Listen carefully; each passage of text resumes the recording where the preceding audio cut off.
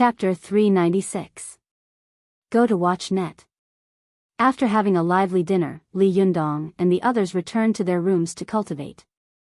Watch net. 7 k.o.m. When it was almost midnight, Zhou Qin, who shared a room with Su Chan, quietly opened her eyes. She looked at Su Chan, who was sleeping opposite her. The usually lively little girl was sleeping like a baby. She was wearing pink lace pajamas, and her body was curled up into a ball. She held a pillow tightly in her arms, as if she was always on guard against someone snatching it from her. She was snoring softly through her nose, which made her look very cute. Although Zhou Qin was jealous that Su Chan could win Li Yundong's favor, she really couldn't harden her heart to have the slightest hostility towards this innocent and lovely girl. She gently got out of bed, pulled the quilt for Su Chan, and then quietly went out of the door. In order not to disturb Su Chan, Zhou Qin deliberately did not close the door, but just left it open. But after Zhou Qin went out, Su Chan secretly opened her eyes a little. She also quietly got up and ran to the crack of the door to take a peek. The girl watched as Zhou Qin gently knocked on Li Yundong's door. Li Yundong's magnetic voice came from inside. "Come in." Zhou Qin pushed the door open and walked in. Su Chan suddenly pouted. Although she knew that Zhou Qin had gone to Li Yundong's room so late, it was very likely that Li Yundong wanted to teach her cultivation. She was still a little jealous. She wanted to go to the door and eavesdrop on what the two of them would say, but considering that she had been discovered by Li Yundong last time, she rejected the idea as soon as it came to her mind. Su Chan gently closed the door, leaned her back against the door, and stared at the ceiling. She sighed with a sad face. "Little girl, if you don't behave yourself, I'll really despise you."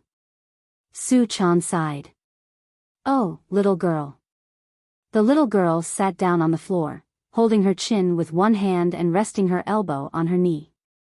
She bent her fingers with the other hand and muttered to herself, "Look, Sister Zhou Qin has taken the Renuan Jindan again. She will become very powerful in the future. She also knows how to do business, and her calligraphy is not bad. She can help Li Yundong a lot. Sister Zi Yuan is the best. She seems to be able to do everything." Li Yundong thought. "Sigh, why don't I know anything? The only thing I'm good at is calligraphy, but I can't compare to Sister Zi Yuan." The little girl sighed in self-pity and pouted. "Little girl, why do you only know how to make trouble? In the past, you could help Li Yundong with his cultivation, but now, you can't help him at all." Su Chan thought for a while and suddenly felt refreshed. "No, I'd better go to Chao Yi Shibua and ask her to teach me how to cook. You can't do anything else, but at least you have to know one thing." Thinking of this, the little girl jumped up, gently opened the door, and walked out quietly. When the little girl walked to the door of Chao Yi's room, she was about to knock when she suddenly thought of what had happened to them on Mount Gazao. Chao Yi Shibua was probably Yan Hua, who had led them to Mount Gazao. Thinking of this, the little girl suddenly shivered and turned to leave. But as soon as she lifted her foot, she heard a vague voice coming from the room. It sounded like two women were arguing, and the voice was vaguely familiar. Su Chan leaned her ear against the door and listened. She vaguely heard Chao Yi Shibua arguing with another person in a low voice. "What are you doing here? Can't I come?" "Humph, I'm warning you, don't be too arrogant, otherwise, humph." "Otherwise what?" "Hey, go and expose me. At worst." When Su Chan heard this, she suddenly felt a chill run down her spine. It was as if someone was staring at her coldly through the door. The little girl quickly straightened up. As soon as she did so, she saw the door open. Chao Yi looked at Su Chan in surprise and asked in a deep voice, "Chaner, it's so late. What's the matter?" The little girl's gaze quickly followed Chao Yi's back and looked inside. She saw that the window was wide open, and the cool wind was blowing the screen. There was no one inside. Her gaze fell on Chao Yi again. Just as she was about to speak, she suddenly keenly sensed the deep murderous intent in Chao Yi's eyes. Su Chan shivered fiercely. She opened her mouth, but didn't know what to say. At this moment, a loud buzzing sound suddenly came from Li Yundong's room. The little girl had an idea and immediately said, "There's movement in Yundong's room. I want to ask Chao Yi Shibua to go and see what's going on." Although there was still suspicion in Chao Yi's eyes, her murderous intent finally subsided little by little. She smiled and said, "Maybe the leader is refining the magical item." The little girl pretended to be suddenly enlightened. She patted her forehead and said, "Yes, Chao Yi Shibua, you are so smart. I'm going back to sleep." With that, the little girl slipped back to her room without looking back. As soon as she closed the door, she leaned against the door with her heart pounding. She stared at it and muttered to herself, "How did Chao Yi Shibua know that Yundong has a new magical item?" While the little girl was feeling uneasy in the room, Zhou Qin and Li Yundong were in the room, completely unaware of what was happening outside. When Zhou Qin pushed open the door, she saw Li Yundong sitting cross-legged in the room. Behind him was a floor-to-ceiling window with the curtains drawn. A full moon was hanging in the middle of the window, and the moonlight was like water sprinkling on Li Yundong's body, as if it was draping him with a layer of silver cassock. At this moment, Zhou Qin suddenly felt that Li Yundong's whole body was emitting an indescribable lingqi and qi of transcendence, as if Li Yundong would ascend to heaven in the next second. Zhou Qin stood at the door in a daze until Li Yundong smiled and said to her, "Why are you in a daze? Come in." Only then did Zhou Qin wake up as if from a dream and walk in. After entering the door, she didn't see Li Yundong move, but the door behind her gently closed. Zhou Qin looked at Li Yundong, who was sitting cross-legged in the room. She took a deep breath, sat down cross-legged, and said respectfully, "Master, what are you going to teach me today?" There was an antique sword on Li Yundong's knee. He gently stroked the blade of the sword with his hand and said, "Do you know this sword?" Zhou Qin recognized at a glance that it was the one that Yan Hua had brought to the school last time. She nodded and said, "Yes, isn't this Yan Hua's family heirloom sword?" Li Yundong smiled slightly and said, "Yes, but also no. But you must be wondering why this sword is in my hand." Zhou Qin smiled and nodded embarrassedly. Li Yundong smiled and said, "I haven't been cultivating for a long time, but your cultivation time is even shorter than mine. Therefore, compared to you, I'm considered a person who has seen a lot of things."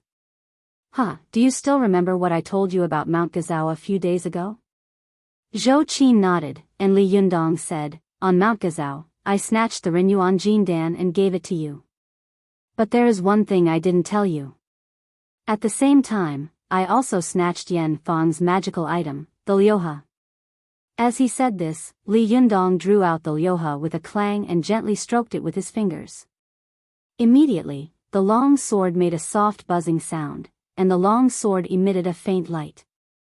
Li Yundong said softly, "The jinqi of the original owner of this sword has been completely expelled by me." After that, it was struck by heavenly thunder. I originally thought that it would be broken, but I didn't expect that not only would it not be broken, but it would also absorb a lot of heavenly thunder and become stronger. Li Yundong sighed softly and said, "This is the Bahuang Liuha, the mother sword of the mother-child sword, which is specially for women. However, you don't have the Zhuji phase now, nor do you have a Niden, so you only have Yuanyin and Yuanyang Qi in your body, but no Jinqi. You can't make this sword recognize you as its master, so today I can only teach you how to make a magical item recognize you as its master. This is also what Xi Yuan taught me back then." As he said this, Li Yundong's Jinqi suddenly gathered into a ball. In the blink of an eye, it rushed to the tip of his finger, and then quickly rushed to the body of the Liuha. Zhou Qin stared at Li Yundong with her eyes wide open. At first, she saw that Li Yundong's qi was surging, his hair was floating, and the corners of his clothes were moving without any wind. Sitting opposite Li Yundong, she could feel a strong wind blowing on her face, as if it was going to push her away.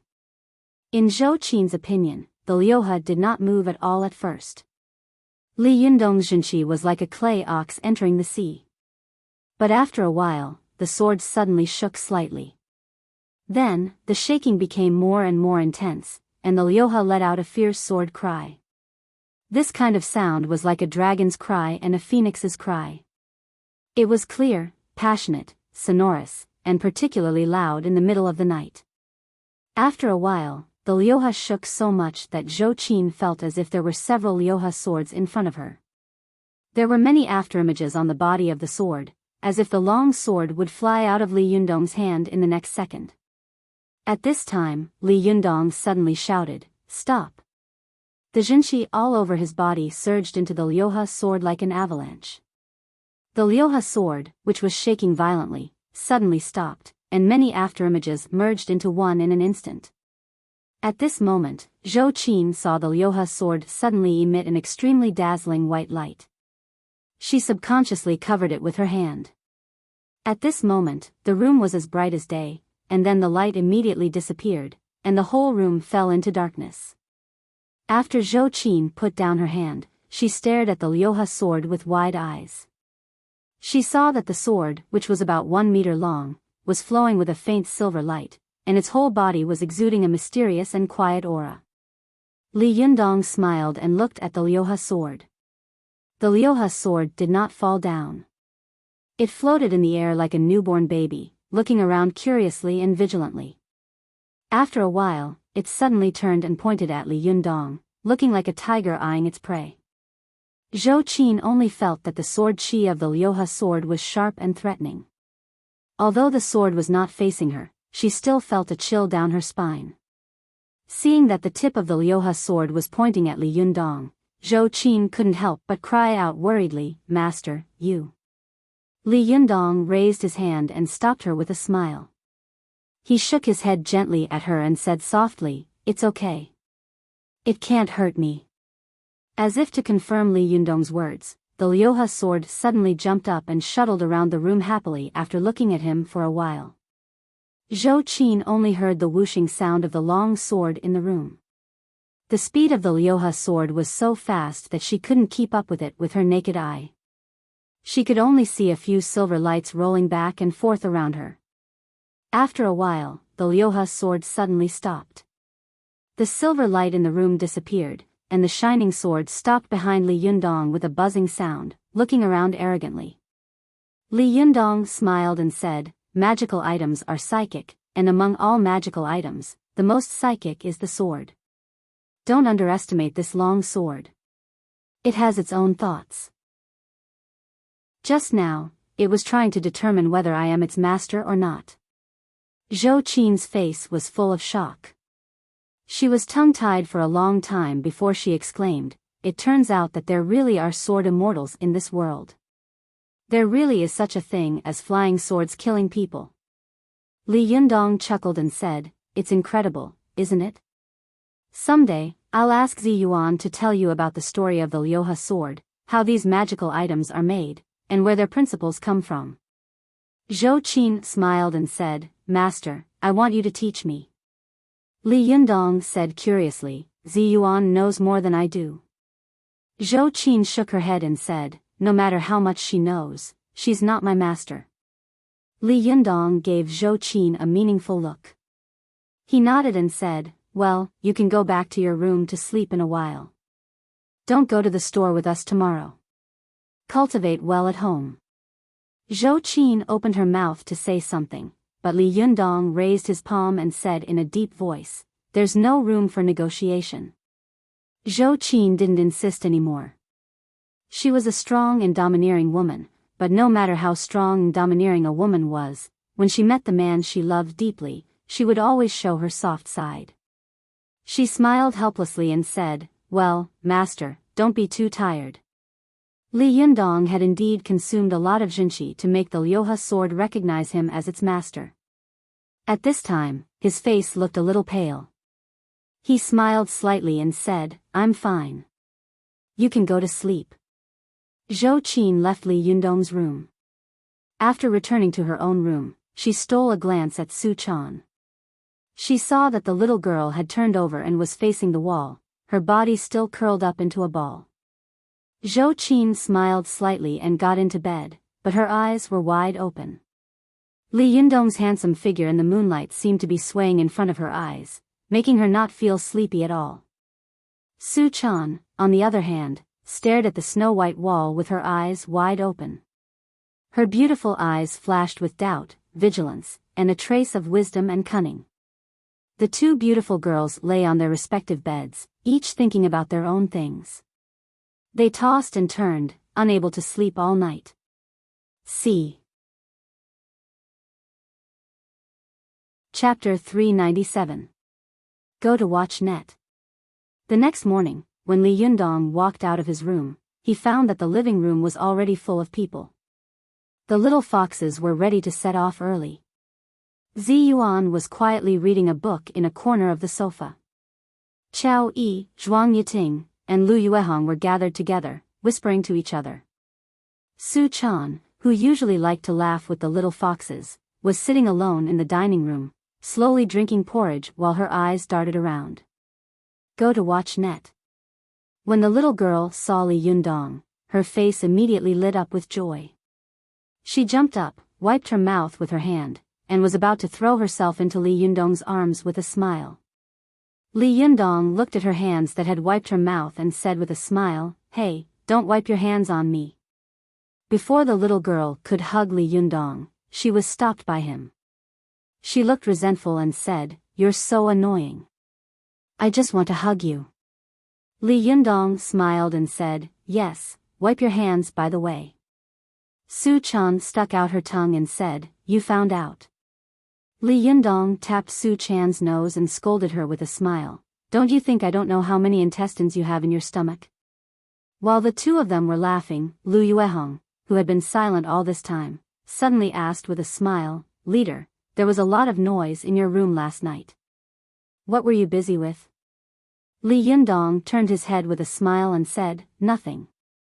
I recently subdued a new magical item." Lu Yuehong smiled and said, "Really? This is going to be an eye-opener." The little foxes also chattered excitedly. "I told you last night that Leader was collecting magical items, but you didn't believe me." "Humph, who doesn't believe me? We were just guessing what kind of magical item Leader was collecting." Li Yundong ignored the little foxes who were whispering to each other. His eyes inadvertently met Zi Yuan's, and then he quickly looked away as if nothing had happened. He said with a smile, "Well, it's good for everyone to have a look." As he said that, he didn't move. Suddenly, a 3-foot-long sword jumped out from behind him. The body of the sword was engraved with sword patterns, and a red sword tassel hung from the hilt, giving it an antique feel. When Chao Yi saw the long sword, her expression did not change, but a sharp light flashed in her eyes. Zhuang Yiting, who was next to her, moved her face slightly, showing a very surprised look. Lu Yuehong was the most surprised. She cried out involuntarily, Is this the Liuha? Liuha?" The little foxes exclaimed at the same time and gathered around the Liuha to see what it was. The Liuha sensed the demon aura of the little foxes and immediately flew up. The edge of the sword trembled slightly, pointing at the little foxes with vigilance and hostility. The little foxes were so scared that they screamed and immediately retreated in all directions. Li Yunyang chuckled and waved his hand. The Liuha instantly flew back behind him and disappeared. Only then did the little foxes gather in the living room again, still in shock. They looked at Li Yunyang with awe and whispered, "Leader is so powerful. He has another great magical item. Yes, it would be great if we could get the Bahuang sword too. I don't know when Leader got the Liuha." "Stupid, ask the sect leader." "Yes, let's ask the sect leader." Li Yunyang saw the little girls whispering to each other for a while, and then suddenly rushed over like a tide. He quickly took 2 steps back and pointed at Su Chan, "If you have something to ask her, she knows." The little foxes rushed over to Su Chan like a tide, surrounding her like stars surrounding the moon, waiting for her to tell the truth. The little girl raised her head proudly and said, "It's a long story." Seeing that Su Chan was keeping them in suspense, the little foxes hurriedly urged, "Shimmy Su Chan, ah no, Shiji Su Chan, can I call you Shiji? Tell me quickly." That's right, Sister Su-chan, tell me quickly. Su-chan's seniority in the Fox Zen school was very low, and she had always been the one to call others sister. Today, a large group of people suddenly called her sister. The little girl laughed so hard that her nose and eyes disappeared. You want to hear it? Then don't quarrel. Seeing that the little girl had begun to tell the story proudly, Li Yundong couldn't help laughing and shaking his head. He said to Chao Yi, Ziyuan, and the others, I'm going to freshen up and then go out. When he finished freshening up, the little girl was talking about the embarrassing scene of them coming to Mount Gazao and being forced to show up by Yanhua. However, they had inadvertently forced out other people from various sections. The little foxes were listening carefully, and when they heard this part, they suddenly burst out laughing. Li Yundong glanced around and saw that Lu Yuehong was covering her mouth and laughing. Although Chao Yi and Zhuang Yiting were also laughing, their smiles were a little unnatural. Li Yundong felt strange in his heart. It's normal for one of Chao Yi and Zhuang Yiting to behave strangely. Why are both acting a little strange?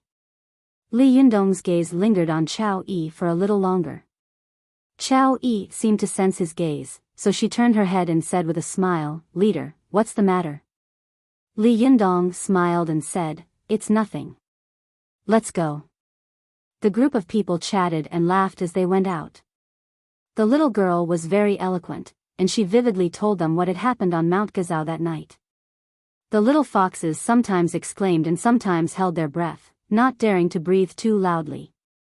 It wasn't until they arrived at the pedestrian street that Su-chan finally told them what had happened. After hearing this, the little foxes sighed and began to chatter. One of them asked Su-chan in confusion, Su-chan, how did you meet Leader and Jinren Ziyuan that night? Li Yundong's heart skipped a beat. He turned his head and looked behind him. Coincidentally, Ziyuan was also looking at him. Their eyes met and then fell on Su-chan at the same time. Su-chan rolled her eyes and said with a smile, I was bored in my room at night, so I went out for a walk to get some fresh air. Then I ran into them. When Li Yundong heard this, he laughed in his heart and thought, hey, this little girl has actually learned to lie, and her face doesn't change at all. Li Yundong's eyes quickly swept over Chao Yi and the others, but he didn't see anything unusual about them. He frowned secretly and was about to speak when he suddenly saw the little girl pointing ahead in surprise and saying, What's going on there? Li Yundong and the others looked forward and saw that in front of the pedestrian street, there were 3 layers of people inside and outside. A group of people was pointing at the scene, and that place was where Li Yundong's Desanxian was. Li Yundong's heart tightened and he thought to himself, could something have happened in the store? Where's Ruan Hongling? Could something have happened to her? Li Yundong immediately stepped forward and pushed through the crowd. As soon as he squeezed through the crowd, he didn't know whether to laugh or cry. He saw 7 young men kneeling in the field, each of them holding a wooden sign in their hands. Judging from the situation of the onlookers outside the field pointing at the wooden sign, it seemed that there were words written on it, but these people had their backs to Li Yundong, so he couldn't see the specific words clearly. Ruan Hongling was in front of them, sitting on a pile of red bricks, pointing at them and saying, Hey, the order in which you lined up is wrong. Change it again. Why is it still wrong after changing it so many times? Your powers of comprehension are too poor. I've seen you line up in an S shape all night, and then a B shape. Tell me, how can I let you go when you line up like this? The leader of the gangsters said with a sad face, Beauty. As soon as he opened his mouth, Ruan Hongling glared at him, threw a small stone at him, and shouted, What did you call me? Grandma, Grand Aunt. The gangster was hit so hard that his body bent over, and the sign in his hand fell to the ground with a bang, revealing a painted Li character. The gangsters next to him immediately craned their necks to take a look, then quickly winked at each other, stood up in unison, adjusted their positions, and knelt down again. Suddenly, the surrounding people burst into laughter and whispered to each other. Who is this Li Yundong? I don't know, and I don't know how this guy offended this wild beauty. Alas, I've watched too many Korean movies, and there are more and more wild girlfriends. It's terrible. TSK TSK. Li Yundong's face was full of strange. He quietly moved in front of these gangsters in the crowd. He only took a glance, and suddenly became angry. He saw that the gangsters were holding a sign in order, "Li Yundong, you bastard." The last person was holding up a bright red exclamation mark. Li Yundong was so angry that he rushed to Wan Hongling angrily, lowered his voice, and shouted, "Hey, what's wrong with you? What's going on here?" Wan Hongling had already seen Li Yundong at a glance, but she deliberately pretended not to see him. When Li Yundong couldn't help but rush in front of her, she pretended to recognize him and said with a matter-of-fact expression, "Didn't you see? I caught a few little thieves who came to make trouble at night, and then I painstakingly persuaded and educated them. I told them why I was here so late, and also told them who let me be here." Wan Hongling stood up, pretending to be innocent, and said to Li Yundong, "Then I asked them, do you think this Li Yundong is a bastard?" They nodded their heads desperately to show their agreement. "Alas," the great man said, "the eyes of the people are as clear as snow. What do you think?" Li Yundong was so angry that he laughed. He pointed to the sign in the hands of these guys and said, "Well, you win. Then why did you make them do this?" Wan Hongling rolled her eyes at Li Yundong. "What? What else can I do? Play. Otherwise, what else do you want me to do in the long night?" Li Yundong was tongue-tied. "Are you playing?" Wan Hongling suddenly showed a mischievous expression. She pointed to the sign held high above the heads of these gangsters and said, "Of course, I gave each of them a sign, but I didn't tell them what was written on it. Then I let them rank it themselves. If it's not right, they can rearrange it. When it's right, I'll let them go." Li Yundong didn't know whether to laugh or cry. "I give up. Well, now it's finally right. Let them go quickly. Don't you see how many people there are here? Do you want the police to come?" Wan Hongling snorted and said to the gangsters, "Hey, you're right. Look up and have a look." These gangsters had obviously been fooled by Wan Hongling all night. None of them dared to look up. They just shook their heads vigorously. Wan Hongling laughed and scolded, "A group of idiot cowards. I'm not lying to you this time. Look up." The leader of the gangsters saw that Wan Hongling didn't look like she had lied to them several times before, so he boldly raised his head. Seeing that someone had taken the lead, the gangsters also turned their heads to look at their own signs. It would have been better if they hadn't looked at it, but when they saw it, they immediately said angrily, "Damn it, who the hell is this Li Yundong? How could he make me so miserable all night? When I see him, I'll beat him to death sooner or later." Wan Hongling laughed so hard that she covered her stomach and almost rolled on the ground. Su Chan and the others also laughed hard. Even Zi Yuan couldn't help but cover her mouth and giggle. Li Yundong walked up to these gangsters, kicked the talking gangster in the butt, and said with a black face, "I am Li Yundong. What do you want?" The gangsters were shocked. They hadn't expected that the man they had been cursing the whole night was standing right in front of them. They were all stunned for a moment and stared at Li Yundong, speechless. Wan Hongling, who wanted to see the world in chaos, tried hard to hold back her laughter and said, "Hey, the person has appeared. Revenge." These gangsters were not stupid. They had seen the way Li Yundong and Wan Hongling talked before. Obviously, they were friends, and they were very close. Wan Hongling had taught them a lesson all night, so how could they dare to act rashly? The leader of the gangsters said shamelessly, "Brother Li, no, Master Li. May I ask where you are from?" The leader of the gangsters said this just to be polite, so that he could explain to his brothers in the future. However, Wan Hongling said, "You don't even know him? Are your eyes blind? Take a good look at his name." The leader of the gangsters stared at the sign in his hand with the big Li written on it, and then asked tentatively, "Master Li, is your father Li Gang?" As soon as this sentence was said, the crowd around them suddenly burst into an uproar. They all pointed at Li Yundong and whispered to each other, including Eric. Li Yundong glared at Ruan Hongling angrily and said, "Let's see how you deal with this." Ruan Hongling snorted and said with a look of indifference, "Watch me." Then, she put her hands on her hips and shouted to the crowd around her, "Did you hear that? His father is Li Gang. If you're not afraid, stay. If you're afraid, leave. Otherwise, you'll die." The crowd immediately scattered in all directions like birds and beasts. Even a few gangsters scrambled to escape with the crowd. In an instant, only Li Yundong and the others were left, like a few bare stones on the beach after the tide had receded. Ruan Hongling spread her hands and said proudly, "See, it's very useful." Li Yundong glared at her and said, "You played a little too much this time." Ruan Hongling glared back at him without showing any weakness. "Who told you to leave a weak woman like me here to look after the shop? It's like a ghost shop. Do you want to scare me to death?"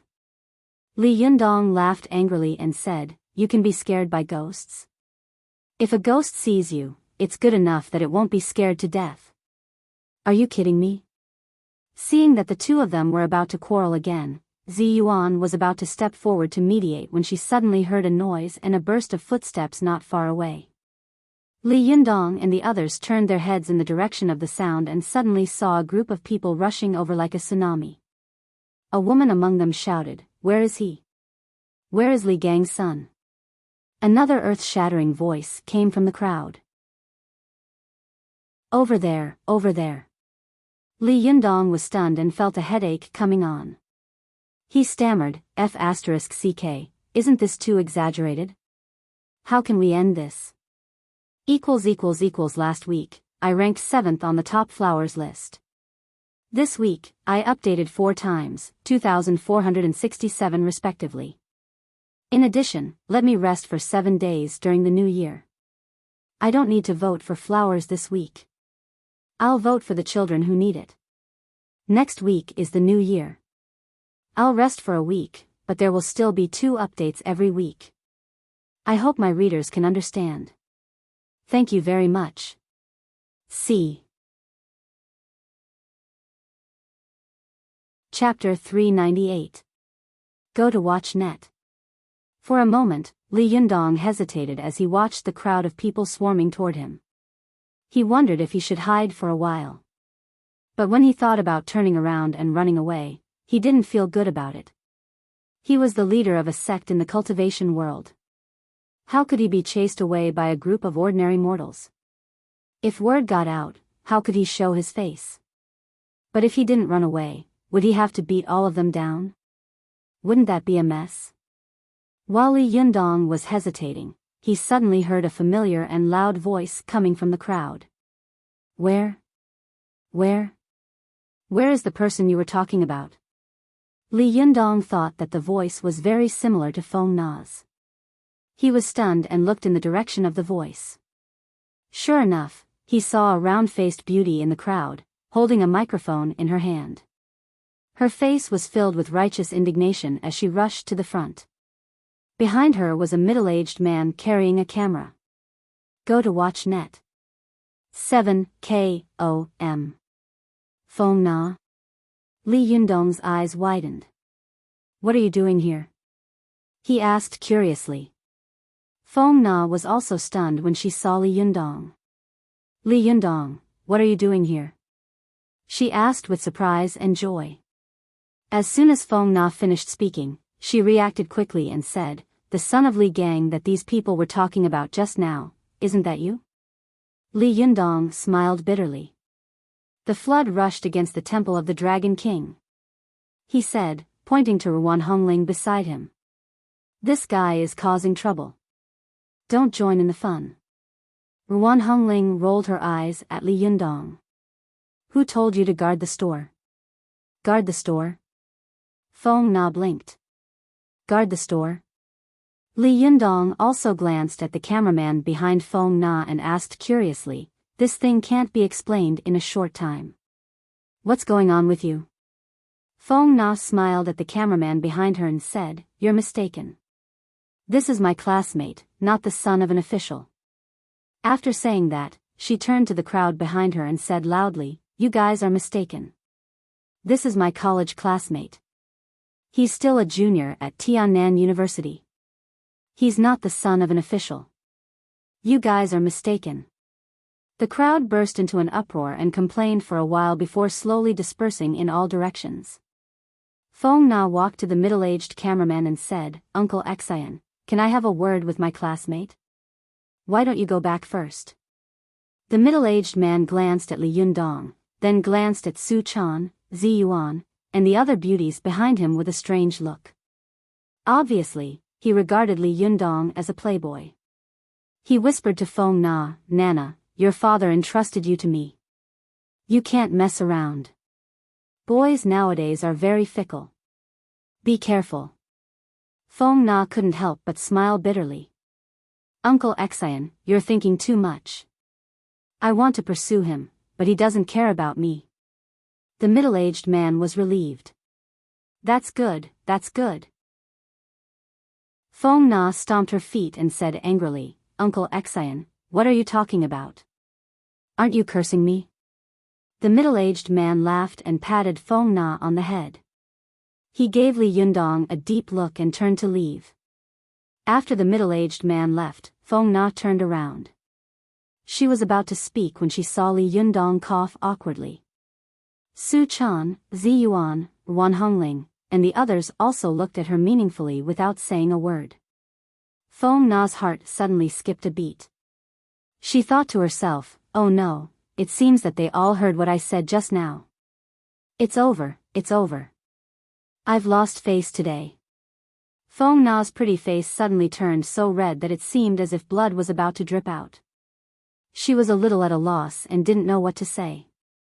Seeing this, Li Yundong hurriedly said, Feng Na, are you a reporter now? As soon as Li Yundong spoke, the awkward atmosphere suddenly dissipated a lot. Feng Na brushed her hair behind her ear. She calmed down and said, yes, I don't have much homework in my senior year, and there's nothing to do in the student union now. So I asked my father to let me intern at Tiannan TV station. Didn't you say last time that I was suitable to be a reporter? As she said this, Feng Na smiled playfully at Li Yundong. You weren't fooling me last time, were you? Li Yundong laughed. No, look at how sensitive your nose is. I heard a little noise here, and you came immediately. You're too competent as a reporter. Feng Na laughed and said, well, are you beating around the bush and saying that I have a dog's nose? Li Yundong winked at Su Chan and the others, indicating that they should enter the store first.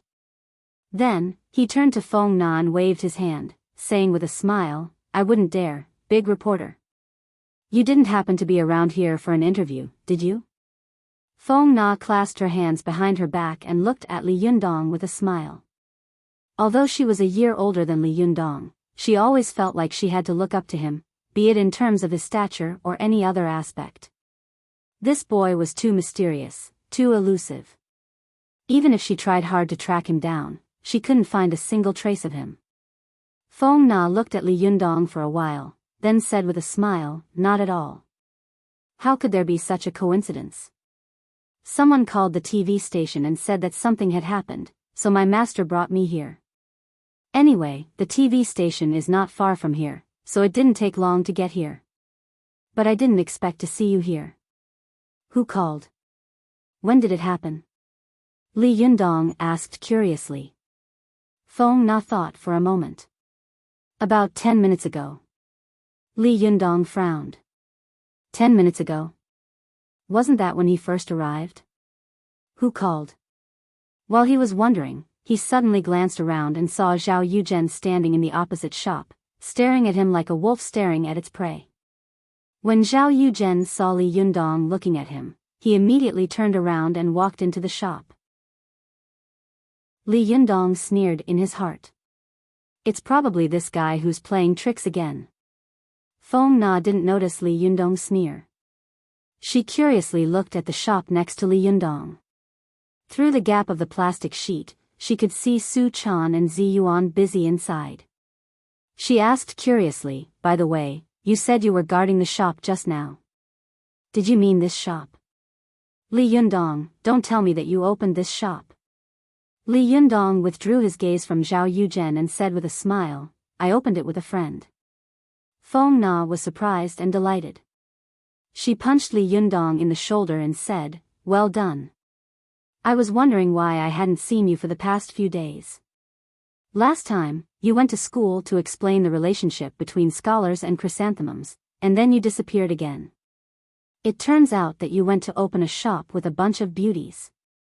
Feng Na was so excited that her voice was a little loud, causing the passers-by to look at Li Yundong strangely, as if they were looking at a chicken head in a red light district.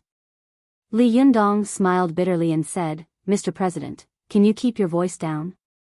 Can you not be so surprised? Only then did Feng Na realize that her words were a little inappropriate.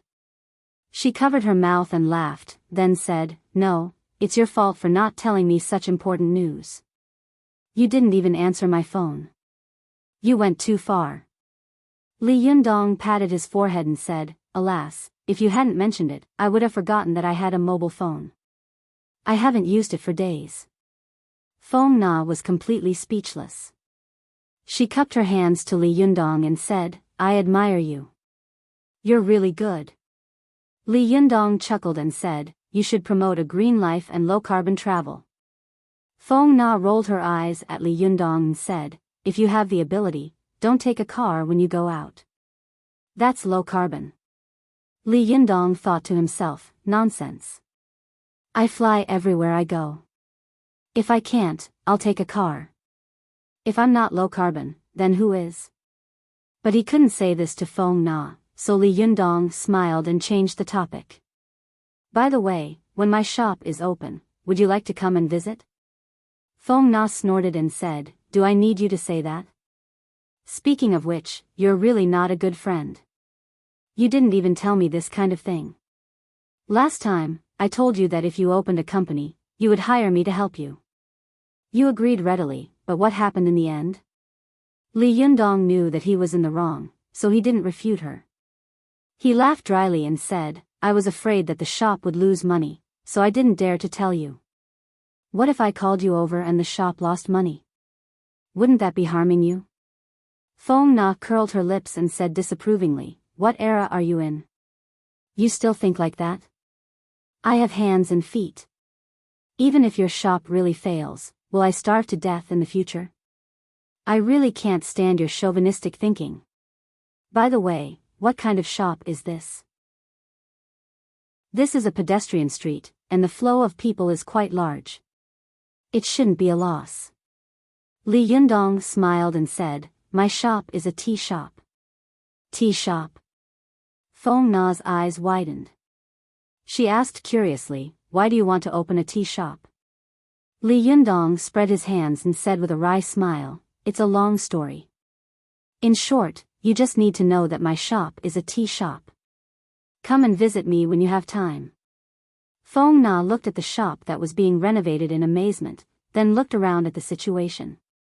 She nodded and said, well, the location is quite good. I just don't know how your tea shop will look after the renovation and what its positioning will be. Li Yundong smiled and said, the initial positioning will be middle and high-end, mainly for those shops opened by rich people. Feng Na laughed and scolded, Li Yundong, you haven't become a rich man yet, but you've already abandoned us poor people. What if we want to come and drink tea in the future? Li Yundong laughed and said, what are you talking about? Of course I'll give you a discount if you come to drink tea. Then Li Yundong winked at Feng Na and said, we're friends. Feng Na nodded with satisfaction. Well, I'm much more relieved to hear that. But the organization will pay more attention to you in the future. Anyway, I already know about your shop. In the future, the monk can run away, but the temple can't run away. Ching Cheng has been talking to me about you for the past few days. Humph, one day I'll bring her to beat up a rich landlord like you. Li Yundong chuckled and said, well, I welcome you. By the way, when our shop opens later, you can come to attend, so I don't have to send you an invitation. Feng Na smiled playfully and said, no, it's too insincere. You must write the invitation in person, or we won't come. Li Yundong smiled bitterly and said, don't play with me. How can I show you my calligraphy? Feng Na patted Li Yundong on the shoulder and said angrily, "You're not a good friend. It's a deal. You write the invitation, and I'll take your invitation to spread it around the school. Otherwise, people won't believe me without proof." Li Yundong's heart skipped a beat. He said happily, "Yes, you can spread it around the school. This is also a customer group that can be mobilized." Feng Na laughed and said, "What do you think, Li Yundong? You haven't even opened your shop yet, but I've already expanded your customer group. You admire me, don't you?" Li Yundong cupped his hands and said, "I admire you. Mr. President, you really are a weirdo in the business world. If you want to join the business world, Bill Gates will have to sell sweet potatoes." After that, the two of them laughed at the same time. Feng Na covered her mouth and laughed. "You're so annoying. I'm not that good. It's because you're popular in the school.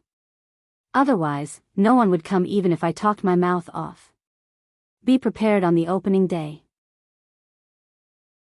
I'm going to mobilize all the students in the school." Li Yundong was shocked and quickly said, "Hey, are you kidding? There are thousands of people in the school. If you get all of them, this street will be blocked. How can I open my shop? Just get 50, no, 20 handsome men and beautiful women to fill the scene. Don't let the shop be deserted when it opens. It won't look good." Li Yundong had no doubt that with Feng Na's ability to bewitch people, she would definitely be able to get all the students in the school to come here. And he had already seen it a few times before. If they all came, he was afraid that his shop would have to close down on the very first day. How could he afford to entertain them? Feng Na giggled, convulsing with laughter. She seemed to have found something that could be used against her. She smiled proudly and said, "That's a deal. If you don't send out an invitation, I'll bring the whole school here for you. I'll make sure you die." Li Yundong smiled bitterly and was speechless. Feng Na looked at the time. She waved at Li Yundong and said with a smile, "Forget it. I'm leaving. I'll see you next time." As she said this, she made a phone gesture and said, "Hey, find a phone when you go back. Let's keep in touch. You can't ignore my calls. Otherwise, humph." Feng Na made a threatening expression at Li Yundong, then turned around and left with a smile. She thought to herself, Li Yundong, let's see how you can hide from me this time. Humph, I'll eat you up." Li Yundong smiled bitterly and shook his head. He pushed the door open and walked into the shop. Seeing him enter the door, Su Chan came up to him curiously. She asked, "Yundong, what took you so long to talk to Feng Na? What was she laughing at?" Li Yundong smiled and said, "Hey, she threatened me that she would get all the students in the school to come to support me on the opening day." Hearing this, Su Chan was immediately overjoyed. She clapped her hands and said, "Good, good. It must be very lively." Li Yundong glared at her. "Nonsense. There are thousands of people. How can that be called support? That's called making a scene." Wan Hongling laughed and said, Li Yundong, you always have a high profile. Would it kill you to keep a low profile? Now, let's see what you can do on the opening day." Zi Yuan also pursed her lips and said with a smile, "No, she should be joking with you. When the time comes, you can find some acquaintances to support you, so that it won't be good and auspicious if it's deserted." Li Yundong said to Su Chan and Wan Hongling, "Look, these are the words of an experienced strategist.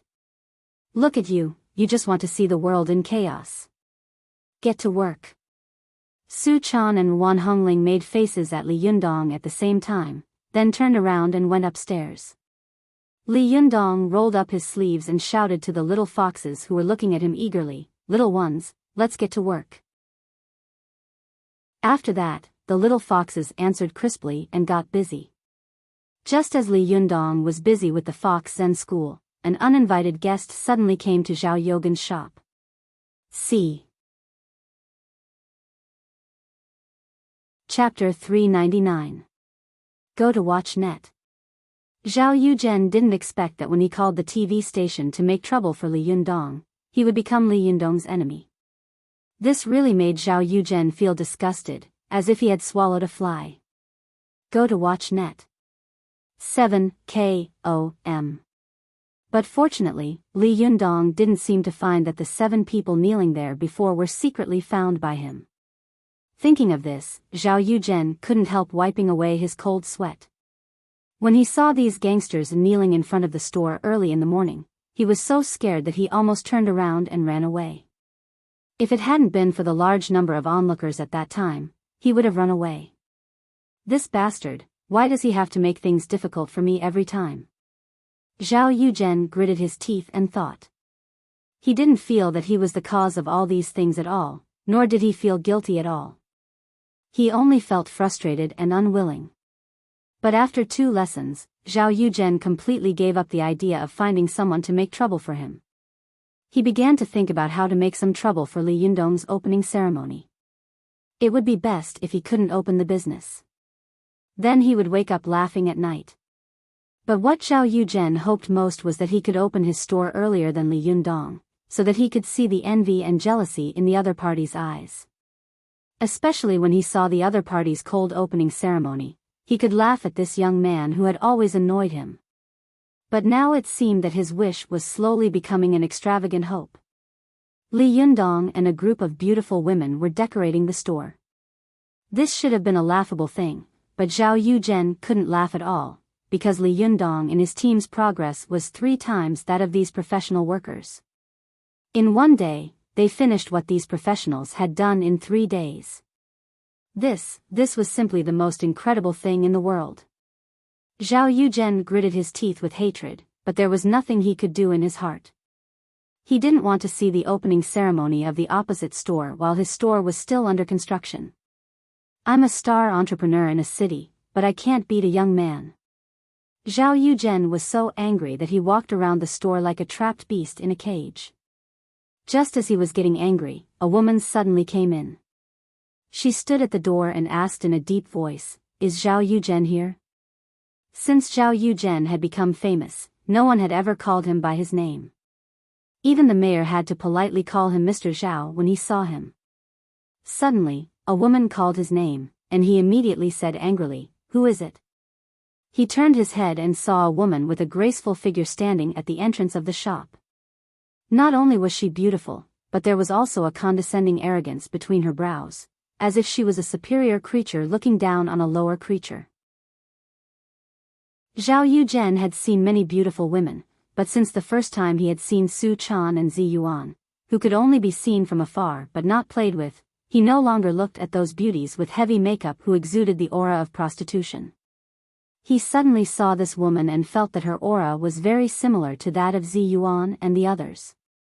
Her eyes were full of pity and indifference, as if they were gods and he, the so-called entrepreneur, was just a little bug. In the face of Zhao Yuzhen's question, the woman snorted coldly and did not speak. Zhao Yuzhen didn't like this feeling very much, but he knew that this kind of arrogant temperament could not be faked. It must have been cultivated over a long period of time. Only the real strong would have this kind of temperament, especially the woman in front of him. The arrogance between her brows made Zhao Yuzhen feel that he was standing in her territory, and every word she said to him was a kind and generous charity. Zhao Yuzhen suppressed the unhappiness in his heart and asked in a deep voice, "Who are you?" Only then did the woman take a proper look at Zhao Yuzhen. She didn't hide her disdain at all, as if she disdained to be associated with such a person. She coldly uttered 2 words, "Zhou Ping." It was as if saying a few more words would be a waste. Zhao Yuzhen frowned and said coldly, "What's the matter?" Zhou Ping glanced at Zhao Yuzhen's shop, which was being renovated. She snorted and said, "Do you have a grudge against him?" Zhao Yuzhen immediately became vigilant. "What do you mean?" "He's just a college student who hasn't graduated yet. What grudge can I have with him?" Zhou Ping sneered and said, "You're an entrepreneur, yet you came here to open a tea shop, and it happens to be the same as the one opposite us. Do you think I'm a fool?" Zhao Yuzhen's heart was pounding. He thought to himself, could it be that she's standing up for that bastard? Zhao Yuzhen braced himself and said, "What do you want to do?" "Hey, let me tell you, don't mess around in broad daylight." Zhou Ping looked at Zhao Yogan's fierce appearance and sneered disdainfully. "Don't be afraid. I just came to ask you, do you have a problem with him? Because I also have a grudge against him, so I want to see if I can cause him some trouble here." Only then did Zhao Yuzhen feel relieved. He was secretly happy, but the woman's indifference and contempt seriously damaged his self-esteem. He frowned and said, "I don't need your help. You can go." Zhou Ping snorted and said with a sneer, "With the speed of your renovation, I'm afraid it won't be finished by next year." This sentence poked at Zhao Yogan's weak spot. He snorted and stiffened his neck without saying anything. Zhou Ping chuckled and said, "Why don't I decorate it for you? I'll definitely be faster than Li Yundong, and definitely not slower than him." Zhao Yuzhen was stunned for a moment. He looked at Zhou Ping in surprise and doubt. "You?" When the foreman and workers who were decorating the shop heard Zhou Ping's words, they immediately became furious. They surrounded her and scolded, "You be *tch, what are you talking about? Can't you see that we are in charge of this project? Where are you from? How dare you steal our work in front of us? How shameless you are. Be careful that I don't beat you up." Zhou Ping acted as if she hadn't heard them. She just stared at Zhao Yuzhen coldly and said, "You don't believe me?" Zhao Yuzhen shook his head and said, "No." Zhou Ping snorted coldly. She picked up an iron hammer from the ground with the tip of her foot, then pinched it with her 5 fingers and threw it into Zhao Yogan's hand. Zhao Yuzhen caught it in a flurry. When he took a look at it, he immediately gasped in shock. He saw that Zhou Ping had pinched 5 fingerprints on the big iron hammer, and the fingerprints were all clearly visible. The renovation workers next to them curiously came over to take a look, and their faces immediately turned pale with shock. Some of the workers who didn't believe it took the hammer and touched it with their hands. Only after confirming that it was indeed hard steel in their hands did they believe it. They looked at Zhou Ping in horror, as if they had seen a devil. Zhao Yuzhen stammered, "You, who the hell are you?" Zhou Ping snorted and said, "It's none of your business. You just need to answer me. Do you agree or not?" Although the foreman was afraid, in order not to be robbed of his business by Zhou Ping, he still braced himself and stood up. However, he didn't dare to speak to Zhou Ping again. He turned to Zhao Yuzhen and begged, "Mr. Zhao, we've already signed the contract. What do you think about this?" Zhao Yuzhen thought for a moment and said flatly, "I'll still pay you." He said to Zhou Ping, "How much do you want?" Zhou Ping laughed and said, "Money? Do I look like someone who is short of money? I just don't like this guy. Otherwise, do you think I want to talk to you?" Zhao Yuzhen was furious, but he suppressed his anger and said, "Then how can you guarantee that you can finish before them?" Zhou Ping snorted and said with a sneer, "I don't need to guarantee anything. If you believe me, then believe me. If you don't believe me, then forget it." After that, she walked out of the door. Zhao Yogan's face was gloomy. When Zhou Ping was about to go out, he suddenly shouted, "Okay, I believe you. When will it start?" Zhou Ping said without looking back, "In the afternoon. You'd better prepare for a lively opening ceremony, or I'll tear down your shop." With that, she swaggered off. Zhao Yuzhen looked at her leaving figure and gritted his teeth with hatred. He even suddenly felt that the guy surnamed Li opposite him didn't seem to be so hateful. On the contrary, this woman was simply too arrogant. Just as Zhao Yuzhen and Zhou Ping were secretly colluding in the shop, Zhou Qin, who was cultivating at home, suddenly heard her phone ring. She let out a long breath and spat out a clear white gas from her mouth. However, her qi was not as condensed as Li Jiandong's. When she spat it out, it was like a sharp arrow that could spray more than 10 meters away without dispersing. Her qi, on the other hand, would immediately disperse 2 or 3 meters away. Zhou Qin stood up, picked up her phone, and suddenly frowned. A familiar name flashed on her phone, Zhou Kachang. It was her father. Zhou Qin hesitated for a while, considering whether to answer the call or not. But while she was thinking, the phone suddenly stopped ringing. After a while, another text message came. Zhou Qin opened it and saw that it said, "Qin Qin, I have something very important to tell you. Please come back quickly. Zhou Kachang." Zhou Qin frowned even more. She knew that her father never spoke empty words. If he said it was very important, then it must be very important. Moreover, she had been away from home for so many days and had not contacted her family. Her father had not asked about it. Obviously, he had shown great tolerance and understanding for her willfulness.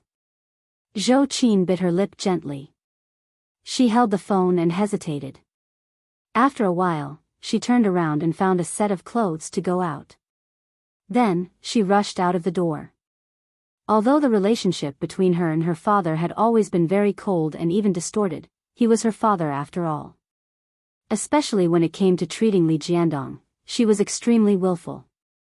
She even lost the political fate of the whole family, but her father did not blame her too much. Zhou Qin felt a little guilty about this. With a trace of worry and doubt, Zhou Qin quickly rushed home. As soon as she entered the door, she found two gray-haired elders sitting in the spacious living room. One was her father, and the other was Li Yuanhua, the secretary of the provincial party committee who had once helped resolve the conflict between the Zhou family and the He family. When the two elders, who were over 50 years old, saw Zhou Qin, they looked at each other and pinched the cigarettes in their hands at the same time.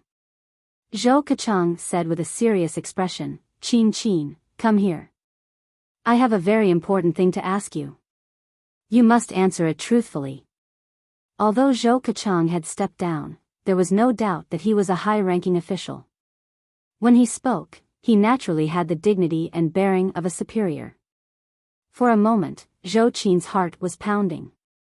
She thought in surprise, what on earth is it? Why is he so serious? Vote for recommendation previous page next page error report if you like. Please click here to add Keeping a Fox at Home to your bookshelf, so that you can read the latest chapters and updates of Keeping a Fox at Home in the future. If you have any suggestions or comments on Keeping a Fox at Home, please click here to express your personal views. Chapter 400. Go to watch net. Zhou Qin looked at Li Yuanhua and her father, Zhou Kachang, with uncertainty. She was like a nervous and vigilant deer. As long as there was the slightest sign of trouble, she would immediately escape. Watch net. 7 KOM. Zhou Qin looked at Zhou Kachang and asked in a deep voice, "Dad, what's the matter?" Next to him, Li Yuanhua laughed. "Old Zhou, you scared Qin Qin." Then, he waved to Zhou Qin and said, "Qin Qin, come here. Ignore this old guy and sit next to me." Zhou Qin had grown up in the courtyard and had a good relationship with Li Yuanhua.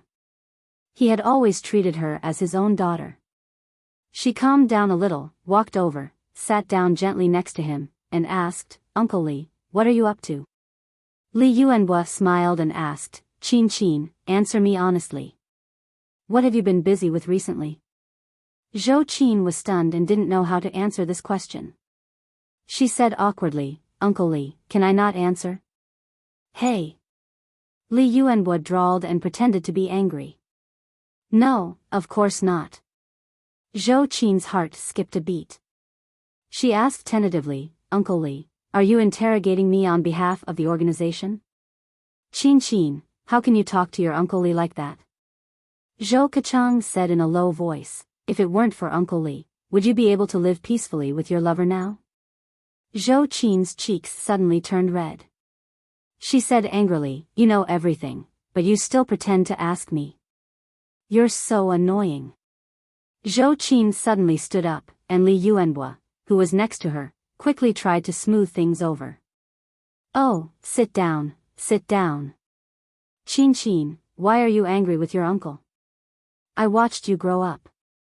How come you don't even give me face now?" Only then did Zhou Qin sit down again. Although she was ashamed and annoyed, she quickly took a deep breath and secretly adjusted her qi. Slowly, the flush on her face subsided, and her whole person became as calm as water, calm and at ease. Li Yuanbo was secretly amazed. As he looked at Zhou Qin, he praised, Qin, I haven't seen you for a while, but you've really changed a lot. This qi cultivation skill is not bad. Who did you learn it from? With your lover? As soon as Zhou Qin heard what they said, her calmness was broken again. Her cheeks turned slightly red and she said angrily, Uncle Li, if you say that again, I'll leave. Li Yuanhua laughed and said to Zhou Keqiang, just now, I saw that Qin's qi regulating skill was very good. I thought that Qin had grown up, but it turns out that she's still the same. This is the Qin I know. Zhou Keqiang chuckled. He took out a pack of cigarettes from his pocket and handed it to Li Yuanhua. Li Yuanhua motioned for him not to smoke. Then, he took out one, lit it, and took a puff. Her temper will never change. I used to wonder which man could subdue her. Now, there is a man who can, but he doesn't have a title. When Zhou Qin heard her father's words, she did not get angry for a moment.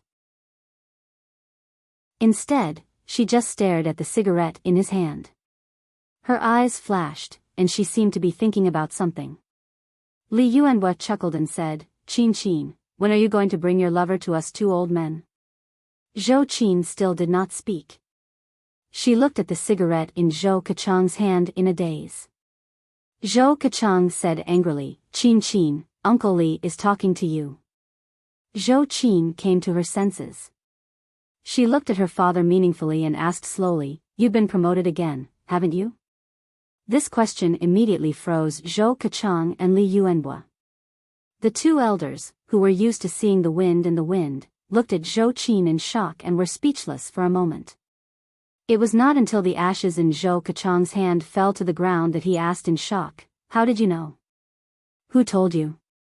Li Yuanhua also said curiously, Qin, you are very well informed. I've only just found out about this. How did you find out?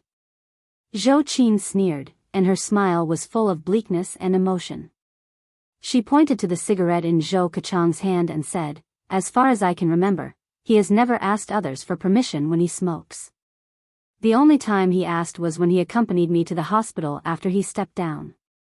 At that time, when he resigned from his post at home, even if he wanted to smoke, he would hide to the side and smoke. Finally, he still cared about my feelings. But now, he has begun to smoke again. It can be seen that he has regained the feeling of being an official and doesn't care about the feelings of others. As she said this, Zhou Qin sneered at Zhou Keqiang and said, What? You called me back today. Do you want to use your power to force me to do something? Zhou Qin's words were like a sharp knife, piercing Zhou Keqiang and making him feel ashamed. Zhou Keqiang put out the cigarette in a hurry with an embarrassed look on his face, then said awkwardly, Qin, how can you say that about your father? Li Yuanhua also sighed and said, Qin, this is also an old habit of many years. It's understandable that you can't get used to it for a while. Zhou Qin smiled faintly and said, Rome wasn't built in a day. Don't beat around the bush. Tell me, why did you ask me to come here today? Zhou Keqiang and Li Yuanhua looked at each other.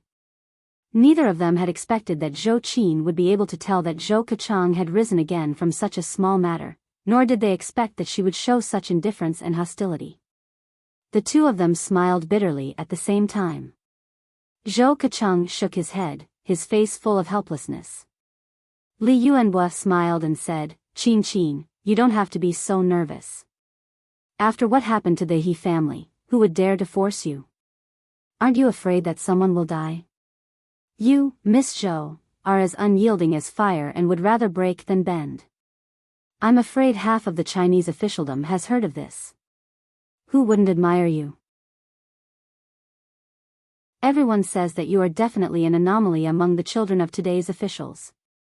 Li Yuanhua said again, We asked you to come here today for a few things.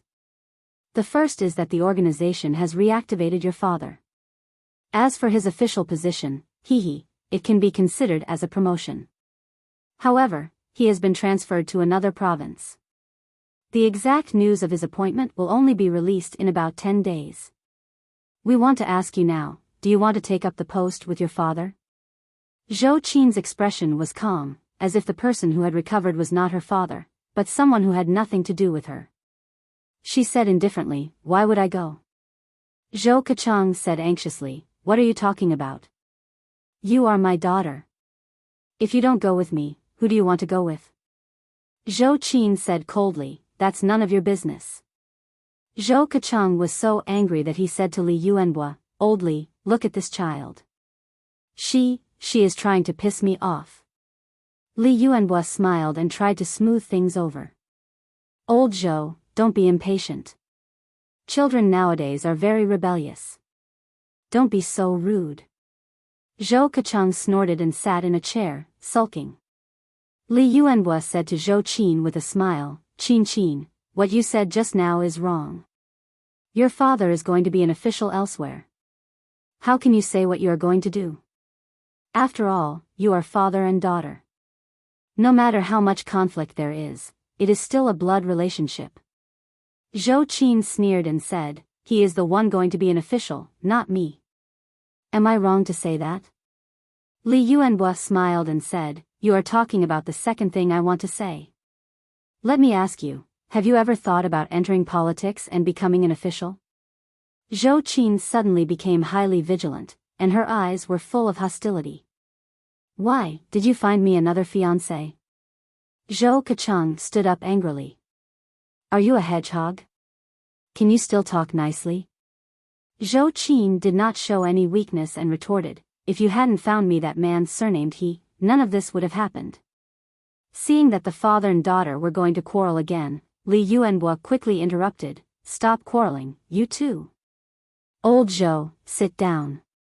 Qin, don't talk back. Listen to me, your uncle. Zhou Keqiang sat down sullenly and subconsciously reached for his pocket. He wanted to smoke, but as soon as he took out a cigarette, he suddenly remembered what Zhou Qin had just said. He immediately threw the cigarette far away, making a loud bang. Zhou Qin also turned her head, her face stubborn and indifferent. She didn't even look at her father. She just stared at the door and said nothing.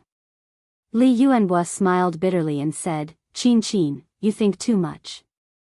We just think that with your talent and wisdom, it would be a pity if you don't enter politics. Look, just now, you were able to infer that old Li had recovered from such a small detail as smoking. It can be seen that your observation skills are extremely sharp, and your reaction and reasoning ability are also very strong. Moreover, you have such innate conditions. It would be a waste if you didn't enter politics. Zhou Qin was silent for a while before she said slowly, Uncle Li, if it were in the past, I would definitely not refuse your kindness, but now. Li Yuanbo quickly asked, how is it now? Zhou Qin clenched her fist subconsciously.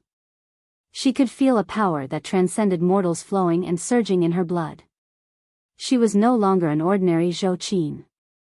She had already stepped into the threshold of cultivation, so how could she turn back?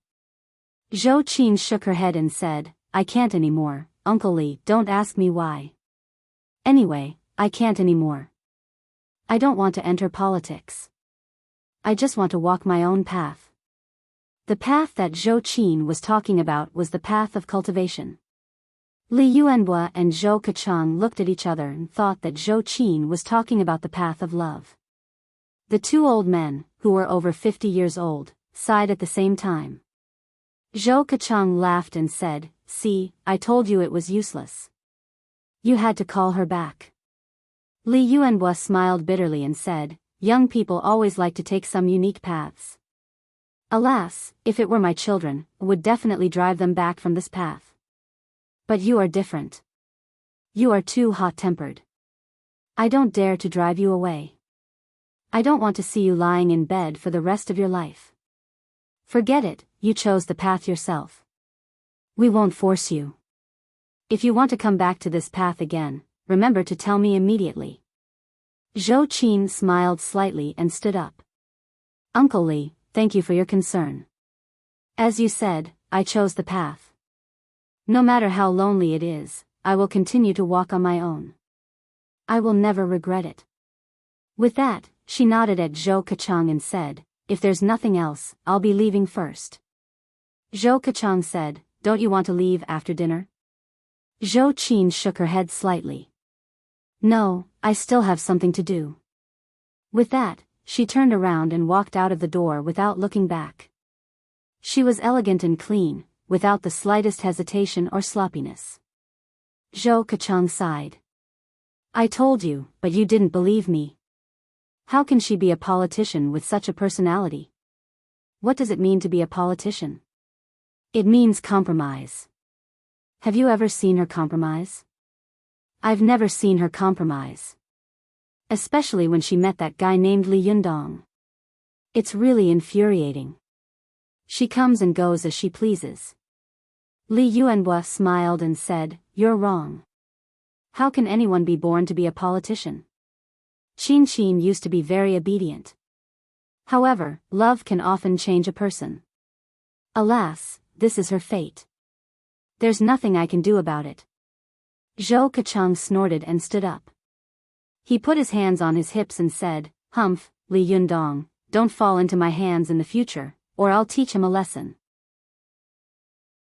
Li Yuanhua nodded at him and said with a smile, look, you're acting like a bandit again. Before you were reinstated, you kept telling me how good this guy was. Now, you've turned the tables and turned the good into the bad. You can't do that. You have to criticize him. Zhou Keqiang laughed. Just as he was about to speak, he heard someone knocking on the door. Zhou Keqiang shouted, come in. Sir. A secretary in a military uniform came in, holding a roll of documents in his hand. Chief, I've brought you what you wanted. Zhou Keqiang nodded and pointed to the table. Put it here. After the soldier put down the file, he saluted and turned to leave. Li Yuanhua smiled and said, oh, what's the treasure? Let me see. Without waiting for Zhou Keqiang's consent, he opened it himself. After taking a closer look, he asked curiously, huh? Are you investigating Li Yundong? Zhou Keqiang snorted. Of course. How can I rest assured if I don't check who my daughter is following? Li Yuanhua looked at it for a while and suddenly smiled. Your future son-in-law seems to be in a bit of trouble now. Zhou Keqiang was surprised and asked, what's going on? Let me see. He took it and looked at it. After a few glances, he sneered and said, Humph, these be asterisk stards. Seeing that I've stepped down, they want to beat me while I'm down? How dare they embarrass the man my daughter likes? Li Yuanhua laughed and said, Old Zhou, you just said that you wanted to deal with this brat. Zhou Keqiang snorted and said unreasonably, these be asterisk stards bullied the man my daughter likes. Isn't that bullying my daughter? Isn't bullying me the same as bullying my daughter? Humph, these be asterisk stards, do they think that I can't stand up again once I've fallen? Humph, I want to see which blind person dares to bully me. Vote for recommendation previous page return to contents next page error report if you like it. Please click here to add Keeping a Fox at Home to your bookshelf so that you can read the latest chapters and updates of Keeping a Fox at Home in the future. If you have any suggestions or comments on Keeping a Fox at Home, please click here to express your views. Chapter 401. Go to Watch Network. On the way back, Zhou Qin had been thinking about a question. Should she tell Li Yundong the news of her father's resurrection? For Li Yundong and the others, this news was tantamount to a reassuring pill. It could make him more at ease to do other things, and he wouldn't have to worry about being shot in the dark all day long. As the saying went, it was easy to cultivate in the six-fan school. If there was a background in the officialdom, then no matter how weak a sect was, other sects would not dare to oppress it at will. Li Yundong's current situation was that he was not afraid of the other party making trouble for him in the cultivation world, but he was afraid that the other party would make trouble for him through various means in the secular world. Zhou Qin knew her father's temper very well. Although Zhou Keqiang was overbearing and rarely thought about others, he was an extremely protective person. Although she often quarreled with him, Zhou Kechang still loved his daughter deeply. Zhou Qin firmly believed this. Even for herself, Zhou Kechang would more or less protect Li Yundong. With this big backer, others would have to think twice if they wanted to make trouble for Li Yundong in business and politics. But after thinking about it, Zhou Qin decided not to tell Li Yundong about this, lest others think that she was asking for credit and showing off. Just as Zhou Qin was rushing back, Zi Yuan, who was in the shop, suddenly received a phone call. When she put down the phone, she winked at Li Yundong with a puzzled face. Then the two of them stood in the corner and whispered, "Li Yundong, I have good news." Li Yundong smiled and said, "Good news? Why are you so mysterious? Say it out loud." Zi Yuan shook her head and said, "No, there's something strange about this matter." Li Yundong asked curiously, "What is it?" Zi Yuan said in a low voice, "Didn't I tell you last time that someone was blocking our necks on the documents and registered capital?" Li Yundong's face darkened. Is it possible that someone is playing tricks again? Zi Yuan had a strange look on her face. "No, someone from the Industry and Commerce Bureau just called me and said that all the procedures have been passed, and all the documents have been handled." Li Yundong was tongue-tied. "What's going on?" Zi Yuan said, "I don't know. He suddenly called me just now to tell me that it has been done. The last time I called, he was hesitant." Li Yundong thought for a while and said, "Could it be that someone from another sect is helping us?" Zi Yuan smiled helplessly and said, "We only have enemies now. How can we have friends?" Li Yundong asked, "Where is Du Fei? Could it be that he helped us?"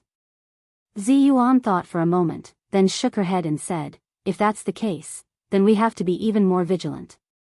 There's no such thing as a free lunch." Li Yundong nodded.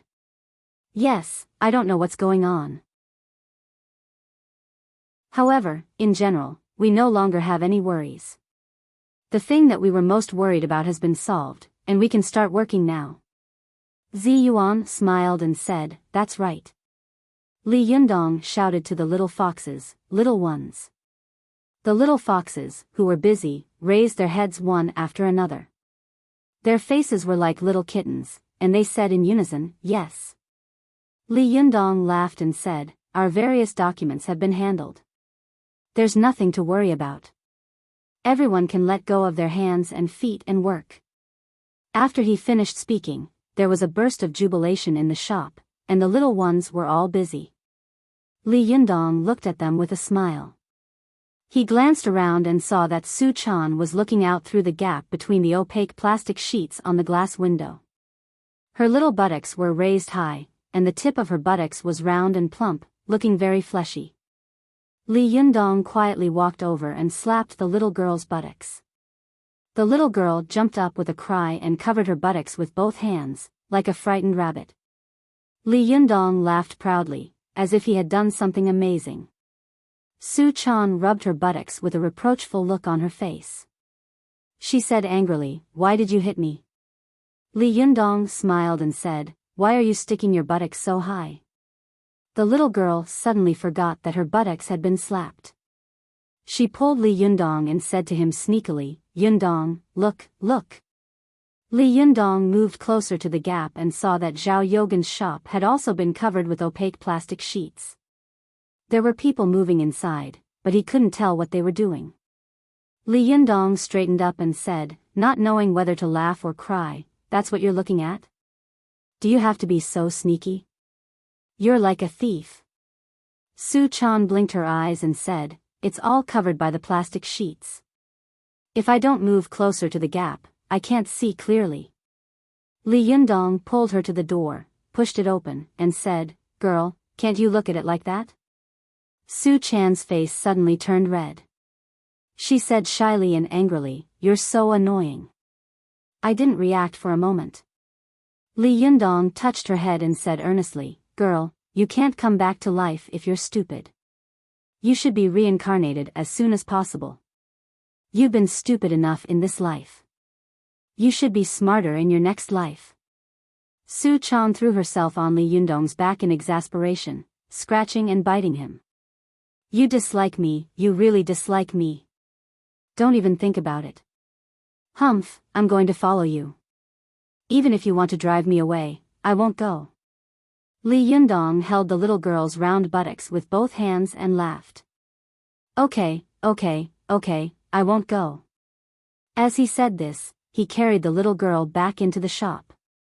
In the opposite shop, Zhao Yuzhen stood by the window and lifted a corner of the plastic sheet.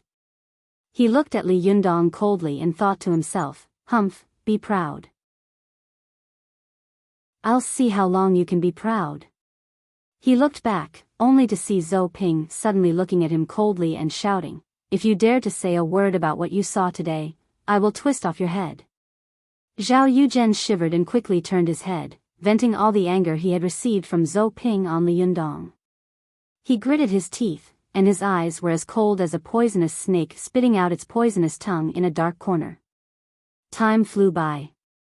Li Yundong and the Fox Zen School were busy buying all kinds of tea sets, tables, chairs, and decorating the shop, while Zhou Qin was doing basic cultivation exercises at home. In the blink of an eye, half a month had passed. The decoration of the Desanxian shop had been completely completed. Because the paint used was non-toxic and had no side effects, after Li Yundong, Zi Yuan, and the others finished the last decoration in the shop, they had a brief discussion and decided to set the opening ceremony for the next day. After confirming the opening time, Li Yundong and the others returned home and began to write invitations. But when they were about to write invitations, Li Yundong and the others became worried again.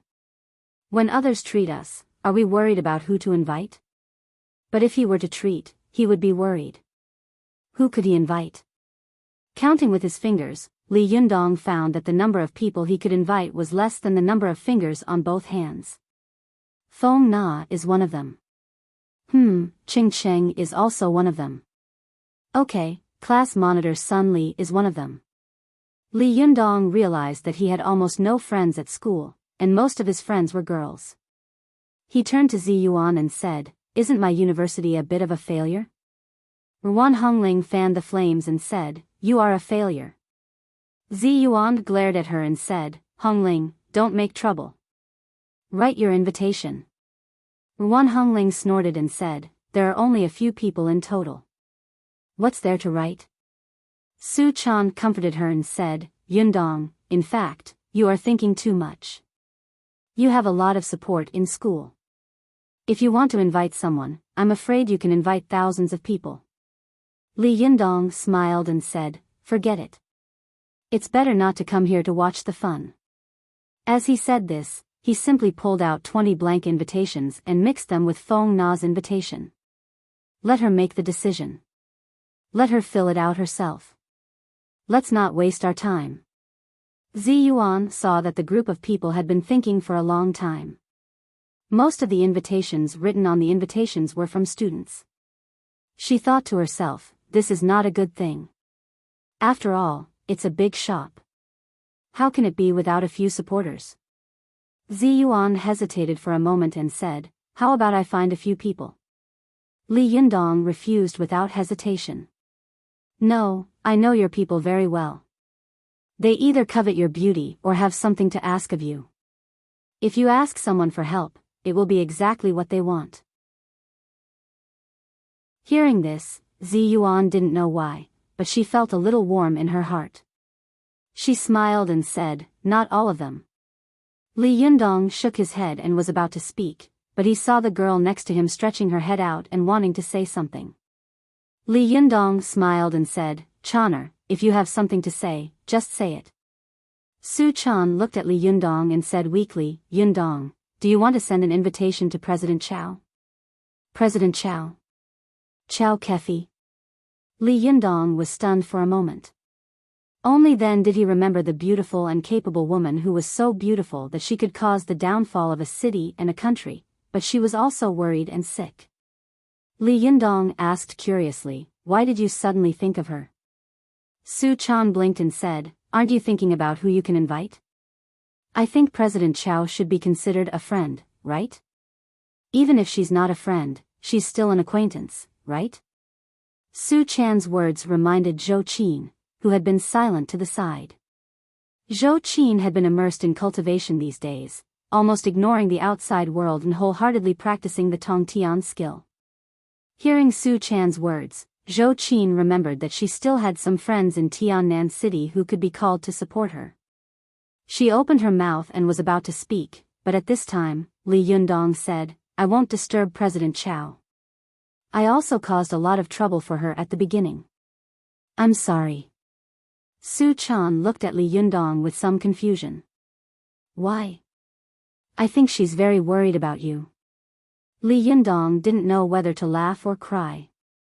He thought to himself, little girl, I didn't call her because of you. How could I not know what Chao Kefi is thinking? If he were to provoke her, who knew what would happen? You really don't have any schemes, do you?" Li Yundong was angry and amused at the same time. He pinched the little girl's nose and pretended to be angry. "Don't say anything. I have the final say in this matter." Su Chan pouted with some flagging interest. She made an "oh" sound and lay on the table unhappily. Hearing Li Yundong's words, Zhou Qin also closed her mouth and didn't mention this matter again, but she kept an eye on it in her heart. After finding an excuse to go to the bathroom, she took out her mobile phone, which she hadn't used for a long time, and found Yin Mengfan's phone number. Zhou Qin hesitated for a moment, then sent a text message. At this time, Yin Mengfan was signing documents in her office. The phone next to her vibrated. She picked it up casually and glanced at it. As soon as she saw it, she immediately dropped the pen in her hand and dialed a number. However, no one answered after a long time. Yin Mengfan sent a text message angrily and asked, "Zhou Qin, what's wrong with you? We haven't contacted each other for so long. Why didn't you answer my call?" After a while, Zhou Qin's text message came. She said, "It's not convenient. Text me." Yin Mengfan sighed. She felt that Zhou Qin might not have answered her call because she hadn't gone to see her when she was in trouble. She felt a little resentful. Yin Mengfan sent a text message and said, "Zhou Qin, are you still angry with me? There was a reason why I didn't go to see you at that time." After a while, Zhou Qin's text message came. "I know. At that time, the He family was arrogant. It was natural for you to protect yourself. You don't need to say it. I understand. I called you today for something else." Yin Mengfan was a little relieved. At this time, she didn't know that Zhou Kachang had recovered. She just asked guiltily, "What's the matter?" "As long as I can do it, I will definitely help." Zhou Qin's text message replied, "Tomorrow, on the pedestrian street, there will be a Desanxian tea shop opening. It's Li Yundong's shop. I want to invite you to come. Vote for recommendation previous page next page error report if you like it. Please click here to add Keeping a Fox at Home to your bookshelf so that you can read the latest chapters and updates of Keeping a Fox at Home in the future. If you have any suggestions or comments on Keeping a Fox at Home, please click here to express your personal views. Chapter 402. Go to watch net. Li Yundong. When Yin Mengfan saw this name, she was stunned. Who in the upper class of Tiannan City didn't know that Zhou Qin had almost been paralyzed because of Li Yundong? Who didn't know that Zhou Kachang had been implicated by him? Is Zhou Qin still with him now? How could this guy not have been killed by the He family? Yin Mengfan's mind was full of questions. She had originally thought that Li Yundong was just an extraordinary person. She had wanted to ask him to treat Shen Wankai, but a series of things had happened later, which had left her stunned and caught her off guard. Li Yundong had also mysteriously disappeared from her world. Go to watch net. 7 KOM. At first, Yin Mengfan had thought that Li Yundong had been killed by the He family and had completely disappeared from the world. But now it seemed that he was not only alive and kicking, but also living a very comfortable life. This Li Yundong is not simple. Yin Mengfan muttered to herself for a while. She quickly texted Zhou Qin back, okay. I will definitely be there. After a while, Zhou Qin replied, thank you. Yin Mengfan could more or less see a sense of alienation in these two concise words. She sighed secretly, knowing that her relationship with Zhou Qin could no longer be as close as before. At this time, Yin Mengfan was no longer in the mood for business. She fell into her large office chair, put her hands on her chest, looked at the ceiling, and frowned. While she was thinking about something, the door was suddenly pushed open. A beautiful girl with a little baby fat on her face poked her head in and said with a smile, cousin, I'm here to see you. As soon as Yin Mengfan saw her, she immediately felt a headache coming on. She smiled bitterly and said, what are you doing here? This girl was Shenhui. She said with a disappointed and aggrieved expression, you don't welcome me? Then I'm leaving. As she said this, she turned her head and looked at Yin Mengfan eagerly. She said that she was going to leave, but her feet seemed to be rooted to the ground. Yin Mengfan was both angry and amused. She glared at her and said, don't do that. Get in here. Shenhui cheered and rushed in. She glanced at the documents on Yin Mengfan's desk, then casually threw them away. She pulled her with both hands and shouted, cousin, I've been confined by the old master for half a month. I'm so bored that I'm about to die. Come out with me. Yin Mengfan scolded with a smile, how old are you? You only know how to play. Shenhui snorted. I don't care. If you don't take me out to play, I'll stay here and never leave. Yin Mengfan covered her forehead with her hand and said with a pained expression, my God, don't harm me, you big devil. Go and harm others. I still have to work. Shenhui had a mischievous smile on her face. Then I'll go and harm Mr. Chow. As she spoke, she turned around and was about to go out. Yin Mengfan quickly shouted, stop. President Chow has gone to Hainan. She's not here. Shenhui looked disappointed. She wasn't here. Then it won't be fun. She was bored and walked around the room. Suddenly, she smiled strangely and said, by the way, I'm going to play tricks on the handsome guys in their company. Yin Mengfan smiled bitterly and said, don't torture them. Shenhui smiled slyly and said, these guys are more pretentious than the other. They all think that they are the most handsome in the world and want to find a rich girl like me. They want to live off me. Humph, playing tricks on them is the most fun. As she said this, she rushed out like a gust of wind without waiting for Yin Mengfan's consent. Yin Mengfan groaned and covered her forehead in pain. She could already imagine the tragedy that was about to happen to Chow Kefi's company. But thinking of this, Yin Mengfan's heart suddenly moved. She picked up her cell phone and sent a text message to Chow Kefi. Feifei, are you free? Can I tell you something? After a while, Chow Kefi's text message came. She replied, I'm filming. What's the matter? Yin Mengfan hesitated for a moment, as if she was wondering whether she should tell Chow Kefi about it. After Li Yundong disappeared, Chow Kefi had frantically searched for his whereabouts all over the world, but no matter what she did, she couldn't find any trace of this boy. In the first month, Chow Kefi seemed to be haggard and listless. Work couldn't arouse her interest, and she seemed to have lost her soul. After 2 months, she slowly recovered and began to forget about Li Yundong. She devoted herself to her work again. It wasn't easy for Feifei to get out of it. What if I tell her and she falls into it again?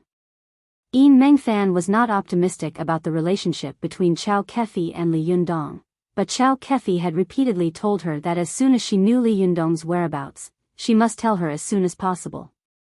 Yin Mengfan had seen how much Chow Kefi valued and was infatuated with Li Yundong. Moreover, Li Yundong had opened a shop on the pedestrian street and she had gone to support him. How could such a thing be hidden? If Chow Kefi found out, wouldn't she fall out with her? At that time, they wouldn't even be friends. Yin Mengfan was in a dilemma for a while. Finally, she gritted her teeth and said, "Forget it. If he is really your nemesis, you can't run away." Yin Mengfan gritted her teeth and sent the text message. "I have something important to tell you." Chow Kefi obviously didn't know what Yin Mengfan was about to say. She replied casually, "Go ahead." Yin Mengfan's text message said, "I know where Li Yundong is." At this time, Chow Kefi, who was on the set of Sonya, Hainan, suddenly stood up from her sun chair, her face full of shock and ecstasy. She happened to pass by a staff member who was holding a plate full of wine glasses and props. The staff member was startled by Chow Kefi. The plate tilted, and the wine glasses and bottles fell to the ground and shattered, causing the people around to look over in surprise. However, Chow Kefi didn't notice it at all. She excitedly dialed her cell phone with a flushed face. When the phone was connected, she didn't wait for Yin Mengfan to speak before shouting, "Where is he? Where is this heartless guy?" Yin Mengfan smiled bitterly and said, "Feifei, look at what you're saying. He's not your boyfriend. How could he be heartless to you?" Chow Kefi gritted her teeth and said, "I've done so much for him, but he disappeared without a trace without saying goodbye. How could he have a conscience?" Yin Mengfan groaned and said, "I knew I shouldn't have called you. I'm already beginning to regret it." Chow Kefi snorted and threatened, "Hey, tell me where he is. Otherwise, we can't even be friends." "I'll tell you." Yin Mengfan smiled bitterly and said, "Okay, you're the boss. You're awesome, okay? This guy opened a tea shop on the pedestrian street of Tiannan City. It's going to open tomorrow and he wants to invite me to support him." When Chow Kefi heard this, she immediately became angry. "What? This heartless guy, why didn't he invite me? This is preposterous." Yin Mengfan regretted it so much that she wanted to slap herself. She said angrily, "Hey, what are you talking about? At first, he was still my employee, and I was his boss. In terms of distance, I'm closer to him than you are." Chow Kefi said unreasonably, "I met him first." Yin Mengfan was so angry that she laughed. "Do you think this is a primitive society hunting? Besides, he didn't come to invite me in person. It was Zhou Qin who sent me a text message to invite me over." Only then did the injustice in Chow Kefi's heart dissipate a lot. She snorted and said, "Anyway, this guy has no conscience. He didn't tell me such an important thing and even disappeared with me. Damn it." Yin Mengfan sighed and said, "Anyway, I've delivered the message. You can do whatever you want." With that, she hung up the phone. Chow Kefi frowned slightly. She didn't care that everyone on the set was staring at her in shock. She shouted at the director sitting next to the camera, "Hey, Lao Lu, I have something to do. I have to leave for a while." The director looked depressed and said loudly, "Hey, you're the producer. What should we do if you run away?" Chow Kefi quickly packed up her things. She didn't even raise her head as she said loudly, "What's the difference if I'm here or not? Aren't you the director? If I'm not here, you have the final say. Don't you want me to leave?" As she said this, she turned her head and said to her assistant, who was already stunned, "Hey, book me a ticket back to Tiannan City as soon as possible. Hurry up. If you delay my business, I'll fire you." The female assistant seemed to wake up from a dream. She asked in panic, "Yes, President Chow. Should I send the ticket to your room?" Chow Kefi said impatiently to her, "Nonsense, I'll go to the airport to get it myself. Just book it for me. If you don't book it when I get to the airport, I'll fire you." The assistant was so scared that she was sweating all over. She quickly took out her mobile phone and made a phone call, gritting her teeth. Chow Kefi packed up her things and waved to the people on the set. "Goodbye, everyone. I'll be back soon." After that, she rushed out in her high heels. The director shouted at her gloomily, "Hey, how long will it take for you to be back?" Chow Kefi waved her hand and said loudly, "I don't know. You can do it yourself." Just as the director was feeling depressed, a beautiful young girl suddenly rushed out of the actors on the set. She shouted at Chow Kefi, "Sister Chow, where are you going?" Hearing her voice, Chow Kefi turned her head, grabbed her hand, and said excitedly, "Didn't I always tell you about a boy named Li Yundong?" The beautiful girl nodded and smiled ambiguously. "Oh, I see. Sister Chow, you're going to see your old lover." Chow Kefi snorted. "Bah, what old lover?"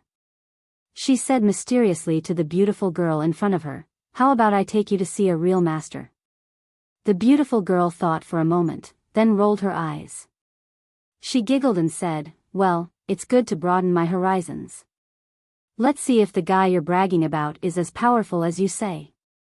Chow Kefi was overjoyed. She pulled her out and said, "Humph, I'm not bragging. He's even more powerful. You'll know when you see him." With that, the two beautiful women, one big and one small, disappeared from everyone's sight in the blink of an eye. The group of people, whether it was the cameraman, the lighting director, or the actors, all stood there dumbfounded. They looked in the direction in which Chow Kefi and the little beauty had left, and then their eyes moved to the director in unison. The veins on the director's forehead were twitching, and he looked like he was going crazy. A male actor next to him asked timidly, "Director Song, do you want to continue shooting?" Director Song was furious. He threw the director's tube in his hand to the ground and shouted, "Shoot my ass." It's okay that the producer ran away, but the leading actress also ran away. How can we continue shooting the show? I've told you not to hire a big shot, but Chow Kefi didn't listen. Now, everyone can rest and wait for her. No, wait for the two women. The actors on the scene suddenly burst into an uproar and said one after another, "No more shooting, no more shooting, let's call it a day." Someone also joined in the fun and said, let's go and see the master." Director Song was sitting in his director's chair, panting with anger. When he heard this, he jumped up and said loudly, "Humph, master? What master? How high is he? Can he be taller than me?"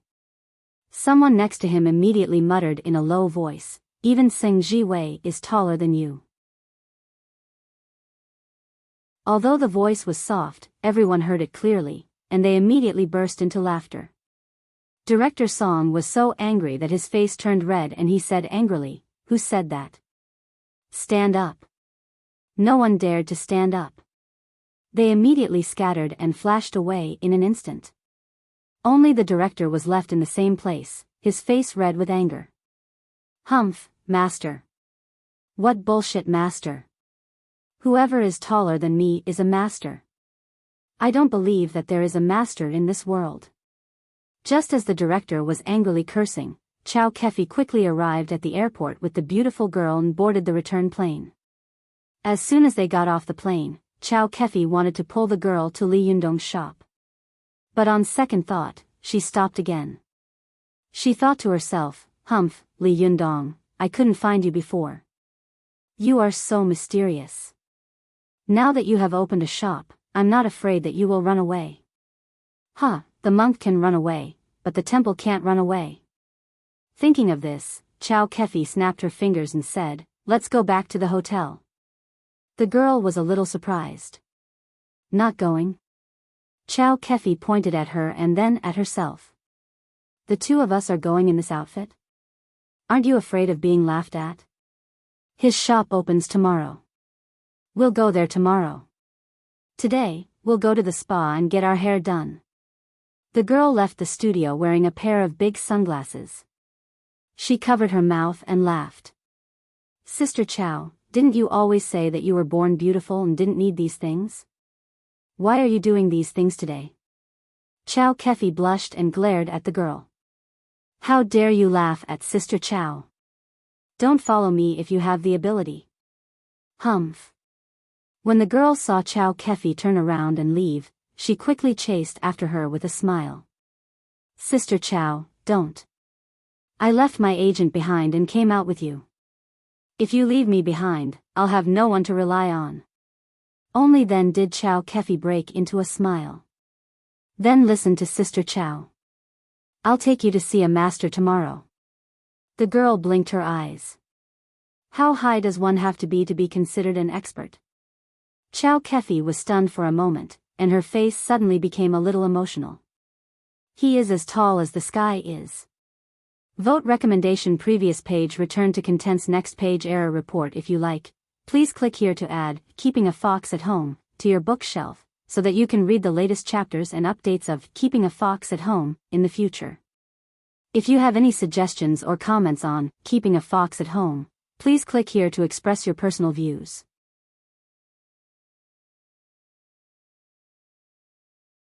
Chapter 403. Go to watch net.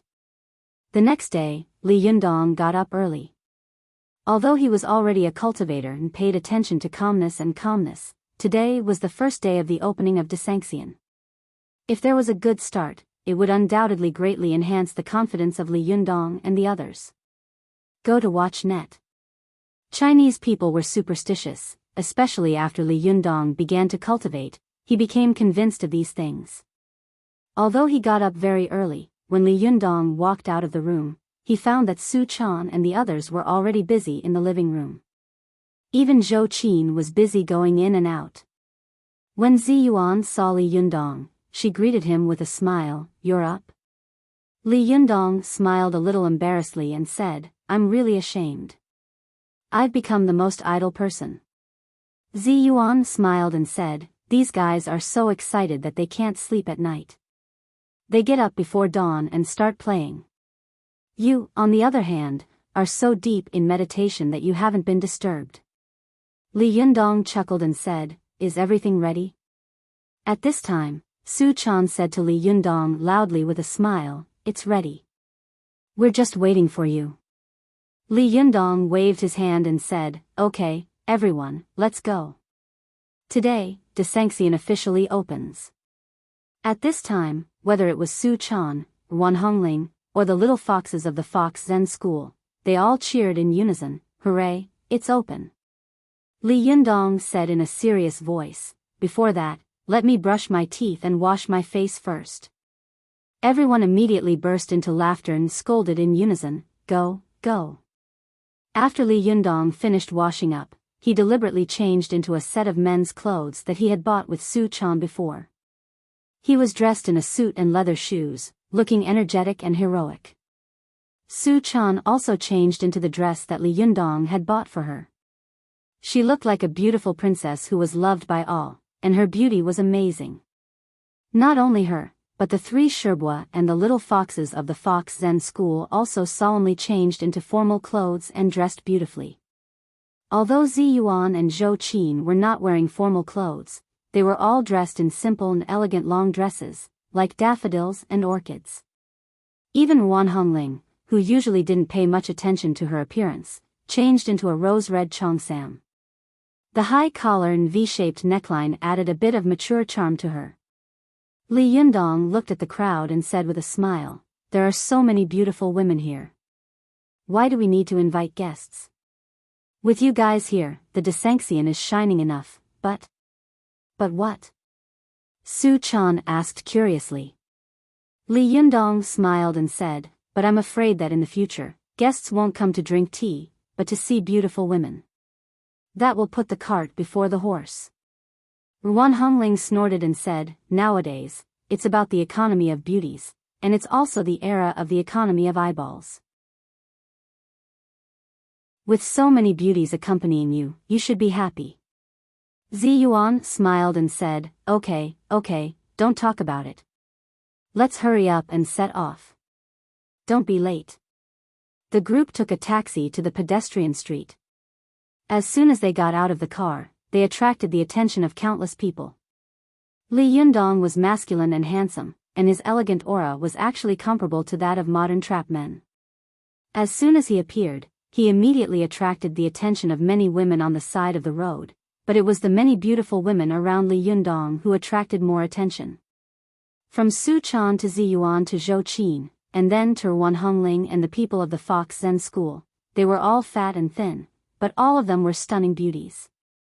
With so many beautiful women gathered together, the passers-by were dazzled. They couldn't help but guess in their hearts, Who are these beautiful women? Who is this boy who is surrounded by so many stars? Li Yundong saw that there were signs of a traffic jam around them. He quickly winked at Su Chan and the others and said, "Let's go. Let's go to the store first. Don't cause another traffic accident." Just as they were about to move, they heard a surprised cry from the side, "Li Yundong." Li Yundong looked in the direction of the voice and saw Feng Na wearing a coffee-colored dress standing in the distance. She looked at him in surprise and waved at him with all her might. Li Yundong also waved at her and said with a smile, "What a coincidence." Feng Na, wearing a pair of high heels, trotted all the way over. She first greeted Su Chan and Zhou Qin warmly, then nodded politely to Zi Yuan, Wan Hongling, and the other beauties of the Fox Zen school. Finally, she smiled at Li Yundong and said, "I was worried that I came too early. Your store hasn't opened yet." "Hee, how are the preparations for the opening ceremony? You've been busy for a few days, haven't you?" Li Yundong laughed and said, "Of course not. You know, it's just a small shop. It's just a few acquaintances of ours. It's just for fun. By the way, why are you alone? Where's Ching Ching? The class monitor? Where are the others?" Feng Na didn't believe him. In her opinion, Li Yundong was simply an omnipotent Superman. Even if he opened a small shop, it would definitely not be a simple matter. She covered her mouth and laughed. "They are busy putting on makeup. Ching Ching went to the hair salon early in the morning to get her hair done. The poor people were woken up by her before they even opened. Now several hair salons near the school are full." Li Yundong was slightly surprised. "How many people are there? Is it really that exaggerated?" Feng Na counted on her fingers. "Apart from me, Ching Ching, and Sun Li, there are about 20 people. There are only 2 hair salons near our school, and they are not big. Think about it yourself. How could there be no queue?" Li Yundong asked curiously. "Didn't you say that there would be 20 people, including you?" Feng Na spread out her hands and said, "I wanted to, but as soon as the news that you opened a shop on the pedestrian street spread, the school forum immediately boiled over. Everyone wants these 20 invitation cards. Do you know that someone actually bought these invitation cards for 500 yuan? Feng Na shook her head and sighed. "Alas, if I had been cruel and sold all 20 of these cards, would have easily gotten the 10,000 yuan. Alas, how could I be so soft-hearted?" Li Yundong laughed. "Do you have to be so dramatic? But I guess you must have sold your own cards, right?" Feng Na stuck out her tongue and smiled slyly. "You found out. Thanks to you, an old man like me made a small fortune. I dare say that you will never be able to guess what kind of price the invitation that you, Li Yundong, personally wrote, sold for in the school." "Seriously?" Li Yundong asked curiously. "How much did they sell for?" Feng Na rolled her eyes and smiled slyly. "I'm not telling you. Go guess for yourself." Li Yundong pretended to be angry. "You bastard. I'm telling you, no one without an invitation is allowed in today." Feng Na laughed and said, "You won't. You talk fiercely, but your heart is very soft." Li Yundong looked resentful. "Humph. You're so arrogant. Come on, let's go. Don't you see the crowd is getting bigger and bigger?" By the time the two of them were done talking, the road had already been blocked by more than 100 people. Li Yundong and the others hurried along the pedestrian street. On the way, Su Chan curiously grabbed Li Yundong's arm and asked in a low voice, "Yundong, can you sell such ugly characters for money?" Although she spoke in a low voice, Zi Yuan, Zhou Qin, and the others around her heard her clearly. Li Yundong's face turned red. He glared at Su Chan and said, "What nonsense are you talking about, girl? I can sell ugly characters for money. That's called skill." Seeing that Li Yundong was a little annoyed, Su Chan quickly said with a smile, Yes, my master is the most capable." Li Yundong raised his head and laughed, then lowered his head again and carefully looked at his body, scratching and touching. Su Chan asked in confusion, Yundong, what's wrong with you? Are you not feeling well? Li Yundong said with a serious face, since I can sell a few ugly characters for money, I'm thinking that if the business of this shop goes down one day, I'll sell a few organs. At least you beauties won't starve to death. Su Chan immediately covered Li Yundong's mouth with her hand and spat, ba, ba, ba, ba. Don't say that again. Ruan Hongling rolled her eyes, shook her head and said, look at you, you're such a good-for-nothing. Do you really want to die before achieving victory? Do you want to make heroes cry? Did you write the starting ceremony? Zi Yuan also smiled and said, Li Yundong, today is the first day of business. You can't talk like that. It's inauspicious. Li Yundong looked at them and then at Zhou Qin, who had been silent all this time. He said with a depressed face, my disciple is the best. You only know how to teach me. At this time, Zhou Qin said slowly, Master, I just haven't thought about it yet. When I think about it, I will tell you. Li Yundong said, you be *starred girl, why are you learning from them? Zhou Qin held back her laughter and said, I love my master, but I love the truth even more. Everyone burst into laughter. Li Yundong scolded with a smile, do you think you are Aristotle? Even if you are, I am not Plato. The group of people chatted and laughed, and it didn't take long for them to reach the shop. Feng Na looked up and saw that the shop was 2 stories high. The second roof was covered with golden glazed tiles, and under the tiles were flying eaves and arches. There were 4 carved wooden lions on the 4 corners of the house. They were painted gold, and they were stepping on a red wooden ball under their paws. These lions looked majestic as they stared straight ahead, looking extraordinary. Feng Na couldn't help nodding and praising, not bad, it's very bold and ancient. I feel it. She looked down and saw a row of red wooden windows on the 2nd floor. The patterns on the wooden windows were different, but most of them were immortals in ancient China's myths. Feng Na looked at them one by one and saw familiar figures such as Nuwa, Quafu, Pangu, Tai-Bai Jinxing, the Jade Emperor, and the Queen Mother. She had seen many magical things about Li Yundong, so she didn't think it was exaggerated. She only felt that this kind of decoration was beautiful, elegant, and refreshing. After Feng Na finished looking, she suddenly felt that something was missing. She couldn't help asking, strange, I don't think I see a plaque. Yes, where's the plaque of your shop?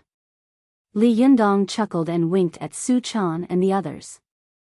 The little girl ran in with a smile and came out with a huge plaque covered with a red cloth.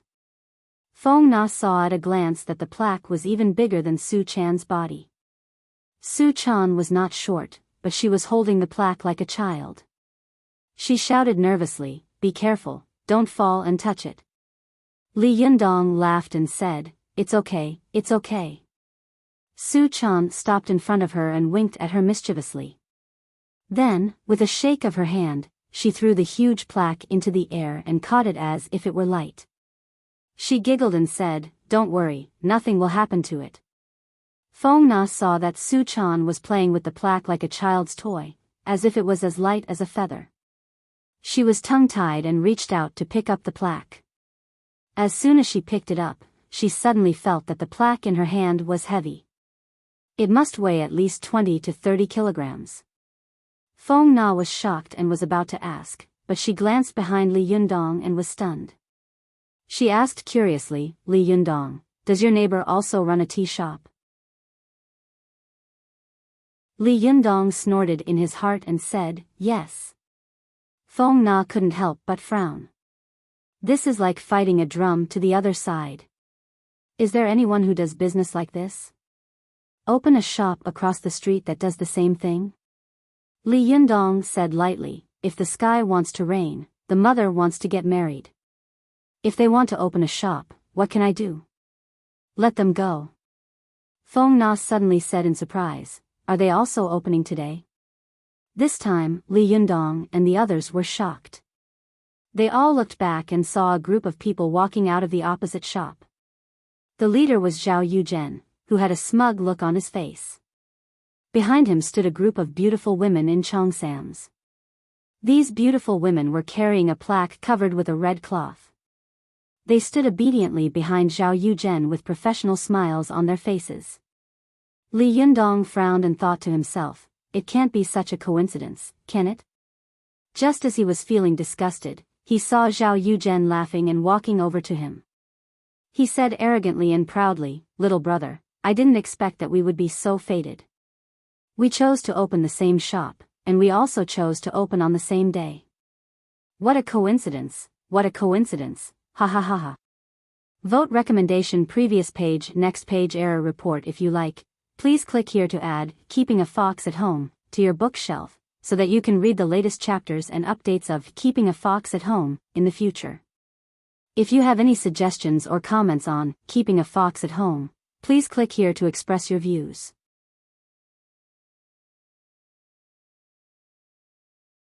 Chapter 404. Go to Watch Net. Although he had always thought that the world was beautiful and life was happy, he also knew very well that no matter how beautiful the world was, there would always be some flies in his sight. Watch Net.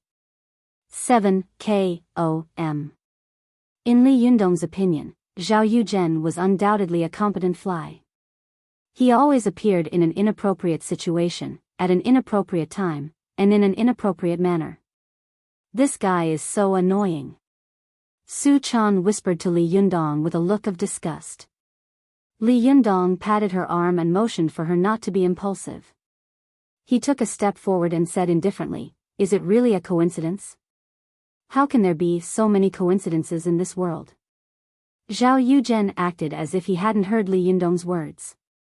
He glanced at Li Yundong, Su Chan, Zi Yuan, and the others, chuckled, and said proudly, "Little brother, your renovation speed is really fast.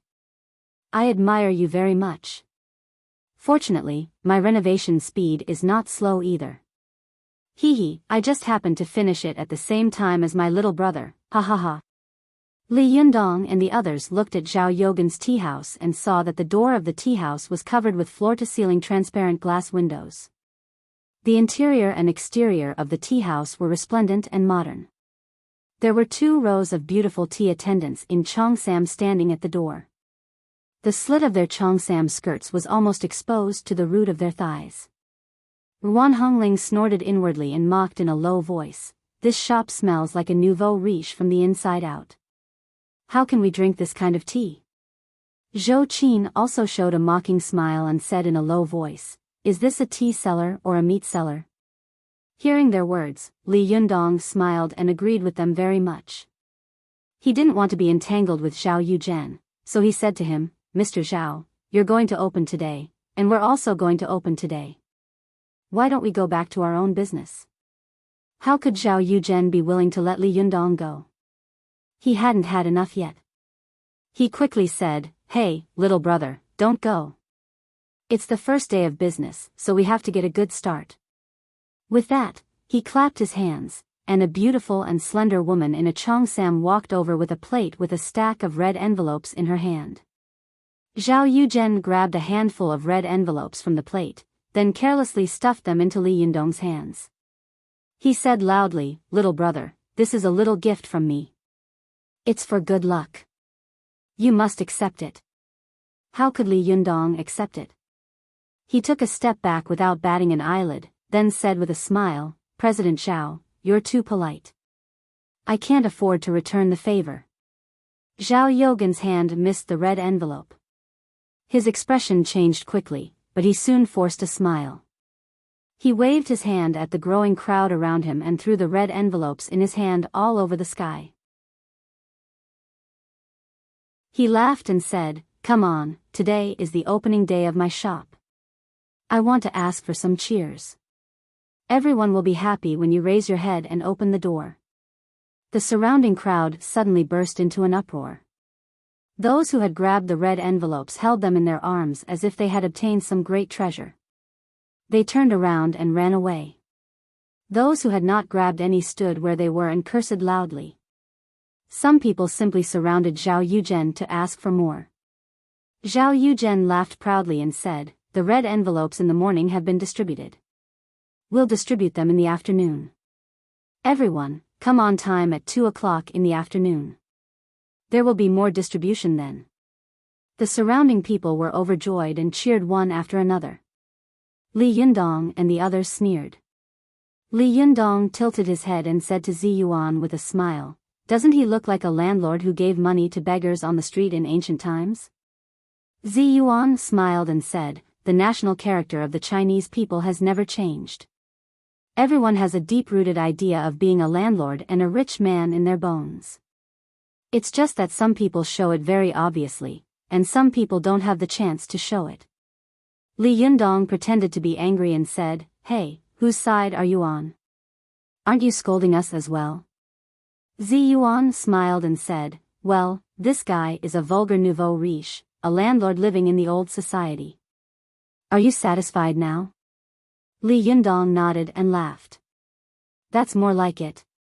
At this time, they saw that after Zhao Yuzhen had distributed the money, he called a large group of beautiful women to hang strings of firecrackers from the window sill of the tea house and then ordered them to light them. In an instant, the street was filled with crackling sounds. Smoke filled the air and paper scraps flew everywhere. The people who were watching the show covered their ears from the deafening sound of the firecrackers and fled far away, grimacing in pain. Even the little foxes, who were cultivators, couldn't help but cover their ears and frown. This burst of firecrackers silenced the entire pedestrian street. They could only hear the continuous sound of the firecrackers like thunder. After the time it took to drink a cup of tea, it finally stopped. Everyone looked over and saw that the street was billowing with thick smoke. They couldn't see anyone even 5 meters away from them. Zi Yuan frowned slightly and waved her sleeve. Suddenly, a soft gust of wind blew past, dispersing the pungent smell of gunpowder around them. Su Chan covered her nose, spat on the ground, and scolded, "It's so noisy. I'm dying of the smoke." The little foxes also clamored, "What's so great about setting off firecrackers?" "Yes. Yes." Feng Na also covered her nose with both hands and said in a muffled voice, "This guy is so annoying. He's so tacky. Doesn't he know that there are environmentally friendly electronic firecrackers now? Why did he set off so many of them? He's trying to kill us." As soon as they finished speaking, they saw a few more strings of firecrackers being hung on the second floor opposite them, and then they were set off again. Su Chan and the others' beautiful faces suddenly changed, and they cried out involuntarily, "You're still setting them off? Do you want us to live?" Li Yundong was furious in his heart. While everyone was covering their ears and frowning, he stretched out his finger and shot out a few streams of jinqi, accurately hitting the middle of the strings of firecrackers and breaking them into 2 pieces. The remaining firecrackers fell to the ground, and after a while, there was no more movement. Zhao Yuzhen didn't know the trick, so he immediately became furious and stamped his feet. "What's going on? Why did it break? This is very unlucky, don't you know? Bastard. Hurry up and put it back together." The beautiful woman upstairs was so scared that her face turned pale. She hurriedly ran down, picked up the firecrackers, and put them up again. Just as she was about to light them, Li Yundong flicked his fingers again, and the firecrackers fell to the ground before they could even be set off. Zhao Yogan's face darkened. He roared angrily, "You don't want to work anymore, do you?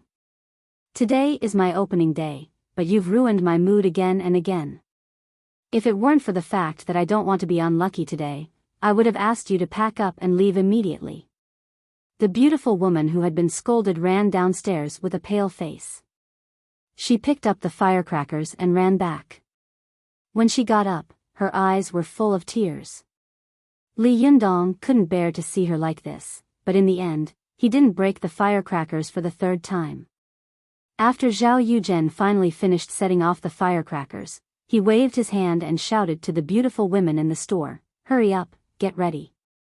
The leader is coming soon." While he was yelling at the beautiful women to line up, he heard a few surprised voices coming from not far away. Li Yundong? You're here. Li Yundong turned his head and saw Ching Cheng, Sun Li, and a group of students in the school greeting him excitedly. Li Yundong was overjoyed. He waved to them and said, "Here, here." This group of people were all students of Tiannan University. Ching Cheng was at the front. She ran all the way to Li Yundong and said with a big smile, "It took us a while to find him. If it weren't for the sound of firecrackers, we wouldn't have been able to find him for a while." Feng Na walked up to Ching Cheng and said with a smile, "How could you not have found him? Didn't I tell you where to go?" Ching Cheng stuck her tongue out at Feng Na. "Don't you know that I have no sense of direction?" Feng Na chuckled. "If you have no sense of direction, then do you think they all have no sense of direction?" She waved at Sun Li and the others. Among the group of people, only Ching Cheng and Sun Li were friends with Li Yundong. Everyone else had come because of Li Yundong's reputation.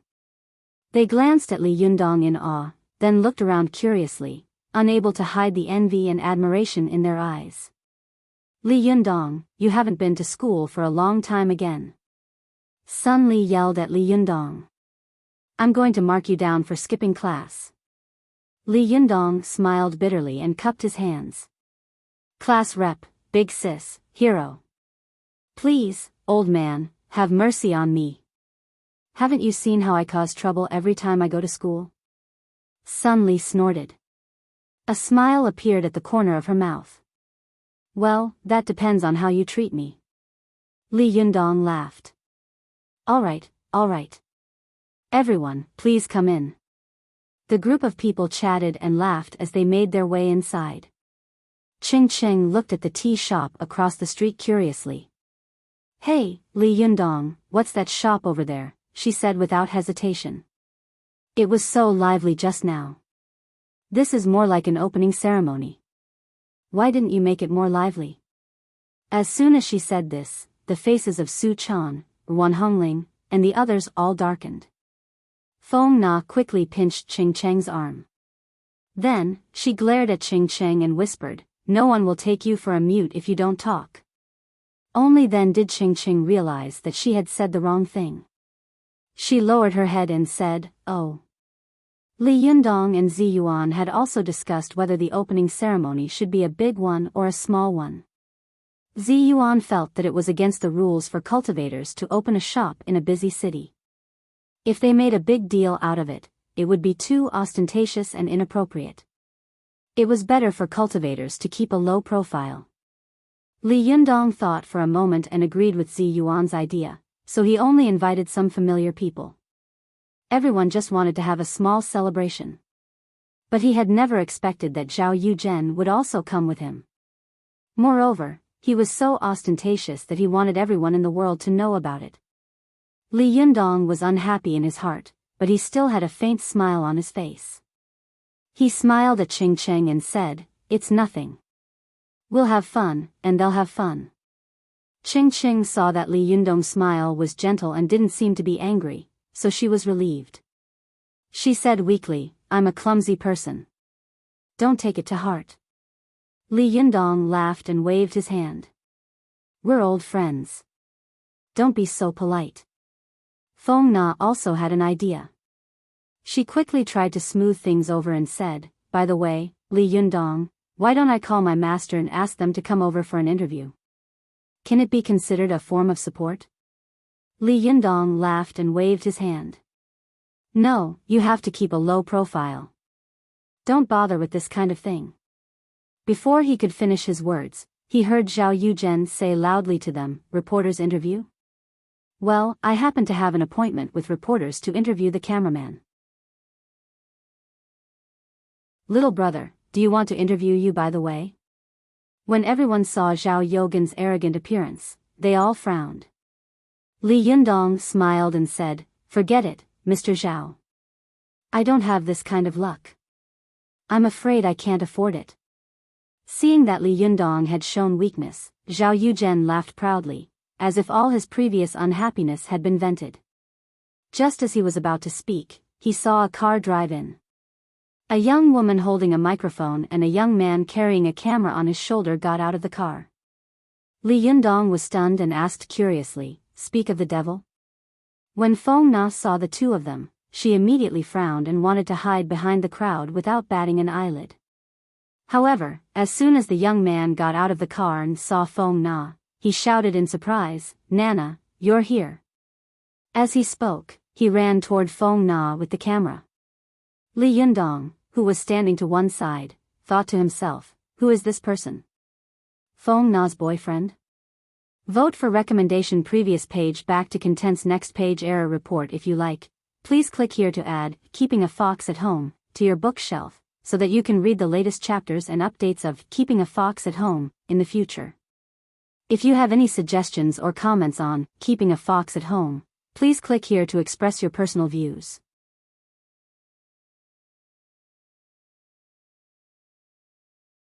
Chapter 405. Go to watch net. Seeing that she couldn't avoid it, Feng Na had no choice but to force a smile. "Han Lin, why are you here?" The young man named Han Lin said to Feng Na with a smile, "I'm here to interview you." "Why are you here?" Feng Na forced a smile and pointed at Li Yundong. "I'm here to join my classmates." Before she could finish, Han Lin interrupted her. "I asked you to interview me, but you refused. It turns out that your classmates are more important than me." After that, Han Lin seemed to have just seen Li Yundong. He raised his chin and shouted at Li Yundong rudely, "Hey, who are you?" Li Yundong frowned secretly. Just as he was about to speak, he saw Han Lin stretch out his hand and stop him. He said impatiently, "Don't say it. I won't remember it even if you say it. Go to watch net. 7 KOM. After that, he turned his head and said to Feng Na, "Hey, I'll treat you to dinner tomorrow night. You can't refuse." Feng Na frowned and was about to speak, but Han Lin didn't wait for her to speak at all. He turned around and shouted at her as he walked, "It's a deal. Tomorrow night." Feng Na was so angry that she scolded in a low voice, "Deal? Who cares about you? You arrogant fool." Li Yundong smiled and said, "Who is this person? Your boyfriend?" Feng Na rolled her eyes at Li Yundong. "Bah, do you want to shorten my life? Is there such a boyfriend? You might as well kill me. This is the son of the director of our TV station. He always feels that he is superior to others and speaks in a condescending manner. Humph, who does he think he is?" Since Li Yundong had experienced the matter of young master he had become somewhat immune to such rich and official children. He smiled slightly and didn't say anything. Feng Na hit Li Yundong on the shoulder. She glared at him and said angrily, "Hey, let me ask you again. Do you still want people in this shop?" Li Yundong smiled and was about to speak, but Feng Na said domineeringly, "Don't say no." Li Yundong smiled bitterly and said, "You'd better go and get together with that guy. You two are really a good match. Why don't you let me talk?"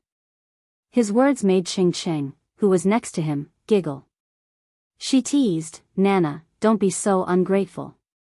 Didn't you see that when the director's son was talking to you just now, the female host glared at you? I'm afraid she hates you to death." Feng Na pinched her with her hand in exasperation. "How dare you say that? You can go find him if you're love-struck. I'm annoyed to death by this fellow, and you're still making fun of me. Why don't you go have sex with your company's perverted boss?" While the two of them were fooling around, after the TV station's car drove away, another Audi A6 with the city government's license plate appeared behind the crowd and honked its horn hard. The onlookers automatically moved aside to make way for the car. Ching Ching looked at the car that was slowly driving in and said curiously, "That's strange. Aren't cars not allowed to enter this pedestrian street?" Ruan Hongling sneered and said, "Look at the license plate. This is the car of the city government, and the license plate shows that it's the mayor's car." Su Chan was still in a daze. She blinked her eyes and said, "A car from the municipal government?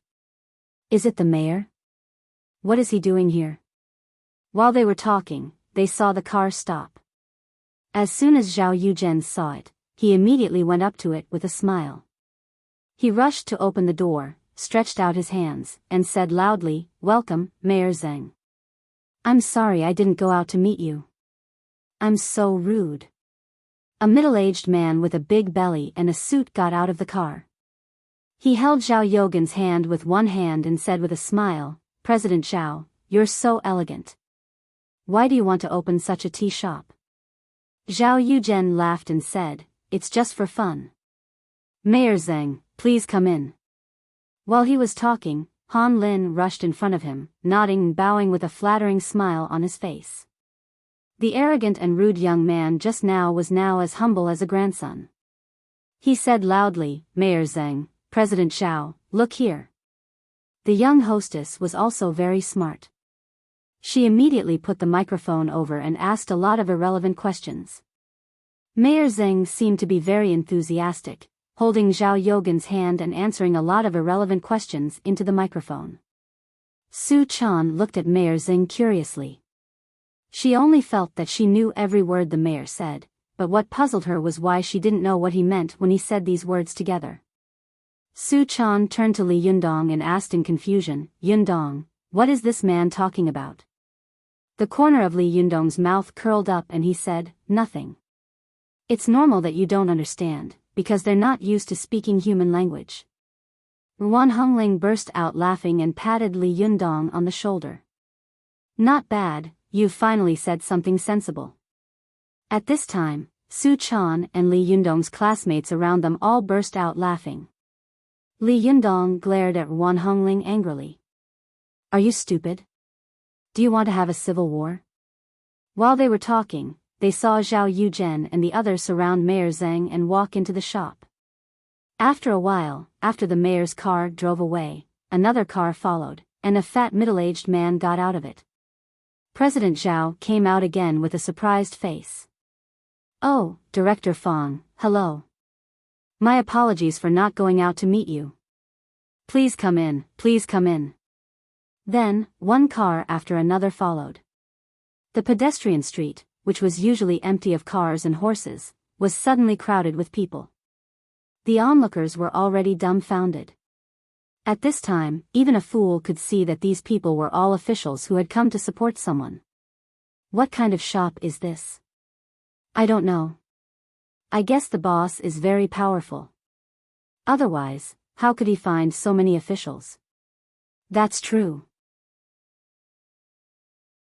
But this guy can invite so many officials, so he must not be an ordinary person. Why did he come here to open such a small tea house? Hey, who knows what rich people think? Hey, do you know who these officials are? If I don't know them, who would pay attention to them? Everyone pays attention to their official hats. Who would pay attention to who's under the official hats?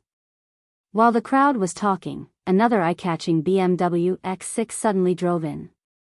Seeing the silver-gray BMW X6 slowly driving over, Ching Cheng's eyes lit up.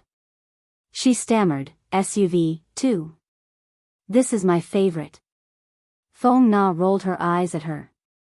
"Yes, as long as it has 4 wheels, it's your favorite." Ching Ching couldn't help but roll her eyes at her. "I can't afford it, but can't I think about it?"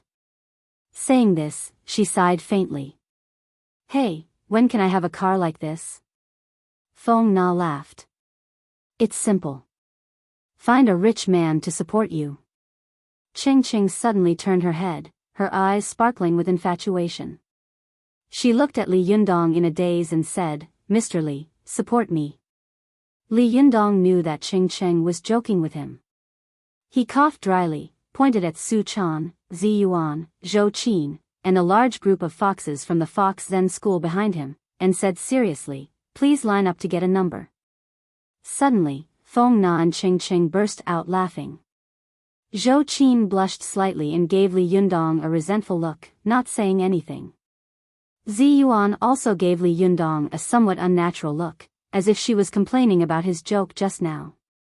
Ching Ching patted Li Yundong on the shoulder, gave him a thumbs up, and said, well, you're good. You're awesome. Are you going to do it again at night in the future?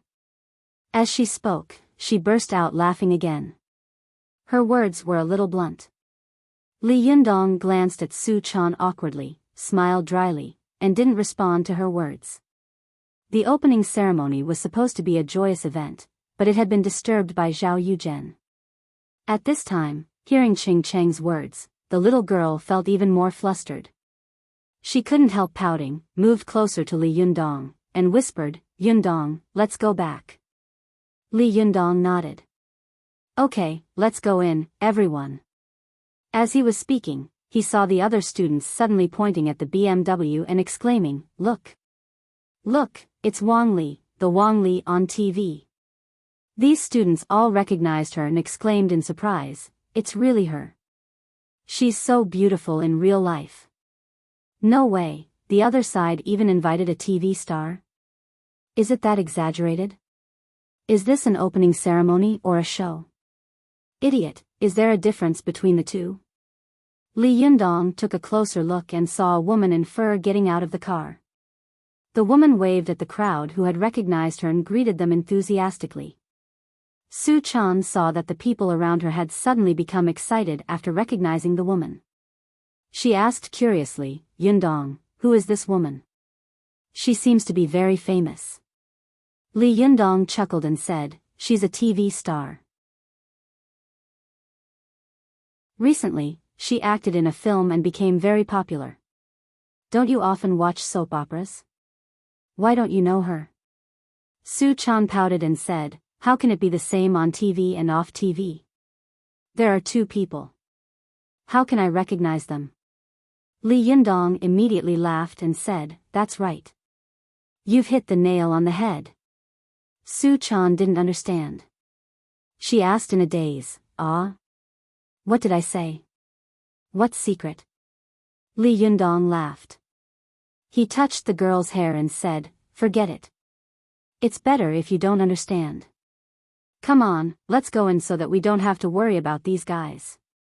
Just as he was about to turn around and go in, he saw that the crowd around him had become noisy again. The guests who had entered the tea house walked out together and surrounded Mayor Zheng like stars surrounding the moon. Then, beautiful women in cheongsams carried out plaques and pulled red ropes tied with red flowers. Another beautiful woman held a plate with a pair of scissors on it. Obviously, she wanted Mayor Zheng and Zhao Yuzhen to cut the ribbon together. Zhao Yuzhen stood side by side with Mayor Zheng. He glanced at Li Yundong proudly, his eyes full of provocation and disdain. He thought for a moment, said hello to Mayor Zheng, and then walked straight to Li Yundong. All the previous disguises had been torn off by him. He said proudly, "Humph, boy, look carefully. This is the real ability of a man. What's the use of being handsome? Power is the standard to measure a man's quality." With that, he swaggered off. Zhao Yogan's words made the people around Li Yundong furious. Li Yundong's eyes narrowed into a line. His face was indifferent, but no one could tell whether he was happy or angry. Ruan Hongling sneered and whispered to Zi Yuan, "I'm going to turn his pair of scissors into tongs." Zi Yuan was shocked. She quickly stopped her and shouted in a low voice, "Are you crazy? In front of so many people? How do you know that there are no people from other sects in the crowd? And the mayor is here. It doesn't matter if you provoke him, but do you know who is standing behind him?" Ruan Hongling snorted and stamped her feet hatefully. "Are we just going to watch this bastard show off in front of us?" While she was talking, Zhao Yuzhen and Mayor Zheng had already finished cutting the ribbon. Suddenly, 8 beautiful women began to scatter flowers upstairs like fairies scattering flowers, making it look like a wedding ceremony. Zhao Yuzhen and Mayor Zheng uncovered the red cloth of the plaque together. Everyone took a closer look, only to see the 4 shining golden words, "Zhao's Tea House." Qing Qing asked softly, "Who is this Zhao?" Li Yundong chuckled. "You don't know? It's the Zhao family of orphans." After that, everyone laughed and secretly admired Li Yundong for being able to joke calmly in such a situation. This kind of bearing was really not something that ordinary people could have. At this time, the beautiful women on the opposite building worked together to hang the plaque on the second floor with red silk. The guests surrounded Zhao Yuzhen and Mayor Zheng and entered the tea house together. As soon as they entered the building, the onlookers around them lost their excitement and unconsciously glanced at Li Yundong and the others. Someone saw that there were so many beautiful women around Li Yundong, so he shouted, "Hey, what's the plaque you're holding? Open it and have a look." As soon as this person spoke, some busybodies in the crowd immediately followed suit. Yes, don't hide it." Li Yundong frowned and looked coldly at the bustling tea house opposite him. Feng Na and the others beside him also pulled long faces and looked very unnatural. However, Su Chan took Li Yundong's hand and whispered, "Yundong, it's okay. We'll open our own tea shop. I believe that it's our Desanxian, not this Zhao's tea house. That's really good." Zi Yuan also smiled slightly and said, "Well said. We watched him build the Vermilion building, entertain the guests, and watch his building collapse.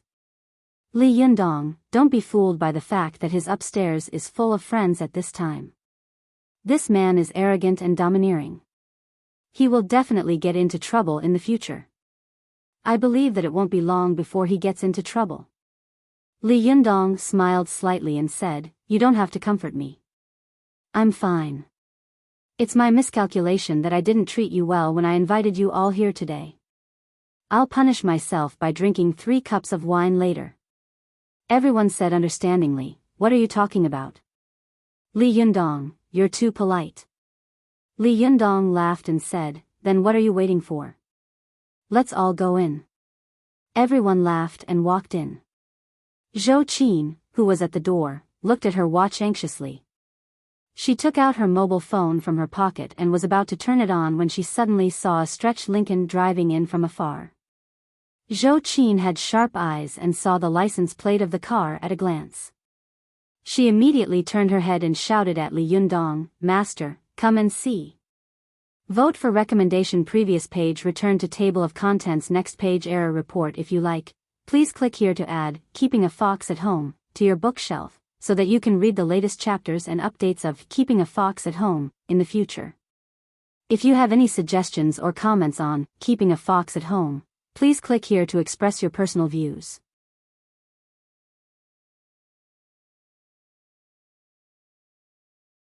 Chapter 406. Go to watch net. Li Yundong turned his head and saw a Lincoln limousine driving up to the door. He said lightly, "I've been looking at luxury cars all day. Do you still want to provoke me?" But at this time, Feng Na and the others, who had already gone in, came out curiously and looked at the extremely cool Lincoln limousine. But in view of what had happened before, Feng Na and Ching Ching both shut their mouths tightly, for fear of provoking Li Yundong again. Go to watch net. But after a while, a young woman in business attire got out of the car. She walked to the back of the car and opened the door respectfully. Everyone's eyes widened as they saw a beautiful woman dressed in formal attire step out of the car. This woman's face was like a goose egg, her eyes were like paint, and her hair was coiled up high, giving her a dignified and noble air.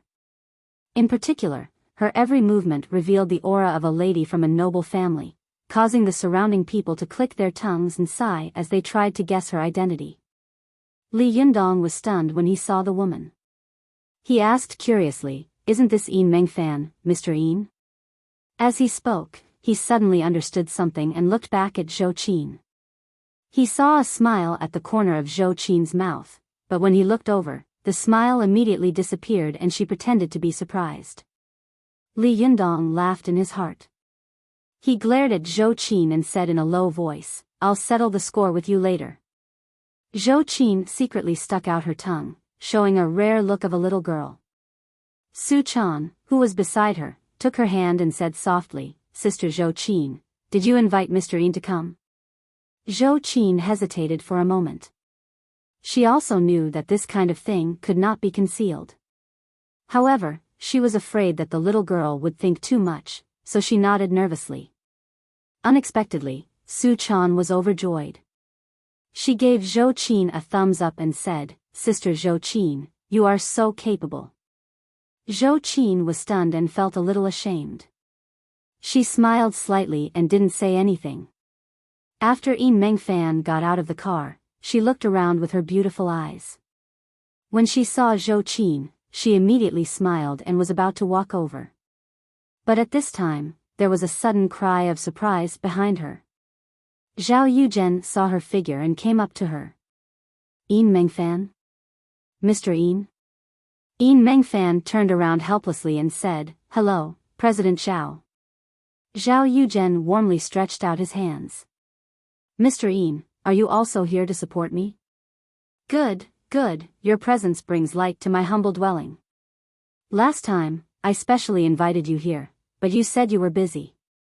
Why are you suddenly free today?" Yin Mengfan gently shook hands with Zhao Yuzhen, then quickly pulled her hand away. She smiled and said, "Because I'm here to attend a friend's opening ceremony today." Zhao Yuzhen was so proud that he didn't know what to say. Opening ceremony? Someone is going to celebrate the opening ceremony with me today? What a coincidence. Yin Mengfan turned around and pointed at Li Yunyang and the others behind her. She smiled politely and said, "This is it." Zhao Yuzhen suddenly couldn't come to his senses. He couldn't believe his ears. "Mr. Yin, are you kidding me? This joke is not funny." Yin Mengfan turned around and waved her hand at him. "I'm not joking. President Zhao, you go ahead with your work.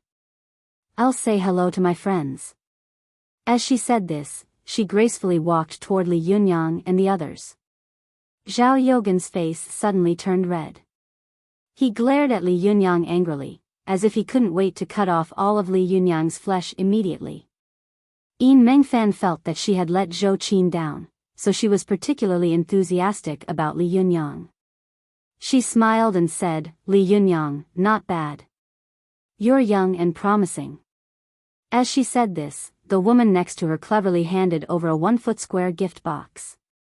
Yin Mengfan took it with both hands and then handed it to Li Yunyang. She smiled and said, "It's just a small token of my respect. Please don't mind it." Li Yunyang took the gift with a smile and then handed it to Su Chan, who was next to him. He turned to Yin Mengfan and said, "Mr. Yin, you're treating me like an outsider. Even if you came empty-handed, I would still feel proud." Yin Mengfan covered her mouth and laughed. "Really? I always felt that you were like an otherworldly master, very mysterious. Why does a master like you also value these things?" Li Yunyang laughed and said, "You can't say that. Monks also pay attention to the emptiness of worldly affairs, but look at the Shaolin Temple. Which project of face has they fallen behind? How can there be a person in this world who can transcend worldly affairs? If I really transcend worldly affairs, I will starve to death." Yin Mengfan praised him. "Li Yunyang, your words are free and easy. I like them. You are so young and you started from scratch. I believe that you will definitely have great achievements in the future. When you become famous in the future, don't forget your sister." Li Yunyang cupped his hands and said with a smile, "You flatter me. Mr. Yin, please come in." Yin Mengfan walked over to Zhou Qin and whispered, "How is it? How did I put on such a high pedestal? I didn't give it away, did I?" Zhou Qin looked straight ahead, but said in a low voice, "Come on, Li Yunyang is much smarter than you think. He already saw it." Yin Mengfan was shocked and said in a low voice, "No way. How did I give it away?" While the two of them were whispering, Su Chan and the other little foxes were wondering what Yin Mengfan's gift was. Not only them, but even the people watching on the pedestrian street were also whispering to each other, guessing Yin Mengfan's identity.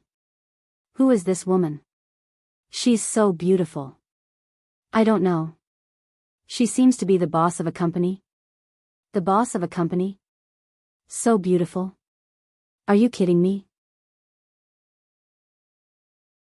Are you sure she's not a movie star? While they were talking, another car suddenly drove into the pedestrian street. This car was a fiery red Lamborghini that was extremely eye-catching. As soon as Li Yunyang saw the Lamborghini, he was stunned and thought, why is she here? Feng Na, Ching Cheng, and Su Chan all recognized this car. They were also stunned and said in surprise, Mr. Chow. Sure enough, before the flashy little sports car came to a complete stop, the hood slowly opened, revealing two beautiful women. One of them was sitting in the passenger seat, wearing a pair of sunglasses that almost covered half of her face. She was looking around curiously, sizing up everyone in the car. The woman sitting in the driver's seat was also wearing a pair of sunglasses, but after she stopped the car, she looked in Li Yunyang's direction, then took off her sunglasses and looked at Li Yunyang with a faint smile, not saying a word. As soon as Li Yunyang saw the woman looking at him with such an expression, he immediately felt a headache coming on. He went up to her and said, Mr. Chow, why are you here? Chow Kefi was wearing a low-cut dress. She was dressed very solemnly, as if she was going to attend a large banquet. A fiery red gem was deeply embedded in her towering breasts, which set off her snow-white skin and made it look particularly charming. When Chow Kefi heard Li Yundong's voice, her body trembled slightly. She suddenly felt as if something very bright was about to gush out of her eyes. Fortunately, she had been in the entertainment industry and the business world for many years, and her emotional control had been extremely strong. She took a deep breath and forcibly stabilized her emotions. Chow Kefi looked at Li Yunyang with some annoyance, then glanced at the car door. Are you going to stand there like a fool? Li Yunyang knew that it was really inappropriate for him to disappear without a trace without saying a word. What's more, he had caused a lot of trouble in the past, and Chow Kefi had helped him settle it. He felt a little guilty. Li Yunyang said with a smile, don't the doors of your car open automatically? Chow Kefi said angrily like a little girl, I want you to open it for me. Li Yunyang smiled helplessly and said, okay. As he said this, he reached out and opened the scissor door. Chow Kefi got out of the car gracefully, then pointed to the girl in the passenger seat, who was looking at Li Yunyang curiously and said, and her. Li Yunyang said with a wry smile, okay, I can open one or two. Chow Kefi smiled and said, don't be ridiculous. Many men want to open the door for her, but they can't. Li Yunyang laughed and said, well, I'll be a little noble today. As he said this, he walked to the other side of the Lamborghini. At this time, Zhao Yuzhen was a little dumbfounded. He stood there like a wooden sculpture, and his mind was in a mess. Why is Chow Kefi here? Isn't she shooting a film in Hainan? Who is this girl next to her? Why does she look a little familiar? Seeing Zhao Yuzhen standing aside and blocking the way, Li Yunyang said rudely, Mr. Zhao, please make way. Zhao Yuzhen took 2 steps back in a daze, still looking at the girl in confusion. The girl didn't take off her sunglasses like Chow Kefi, but she looked at Li Yunyang seriously with her dark eyes behind the coffee-colored sunglasses. After Li Yunyang opened the door, she gently stretched out her snow-white hand. Her movements were natural. Obviously, she was used to this kind of scene. Seeing her stretch out her hand, Li Yundong was slightly stunned and a little confused. But he was no longer the young boy who had attended Zhou Qin's birthday party for the first time. Soon, Li Yundong came to his senses. He gently held the girl's palm with one hand and said with a smile, May I know your name? A smile appeared on the corner of the girl's mouth, and she said softly, My surname is Lu. Li Yundong nodded and took her to the store. After the girl nodded to everyone, she found an opportunity to whisper to Li Yundong, Your hands are so wide and warm. Li Yundong smiled and said politely, Thank you. The girl saw that Li Yundong was very warm to the others, but he was very polite to her. She asked curiously, Are you and President Chow lovers? The girl's voice was very soft, but the question she asked was very shrewd and tricky.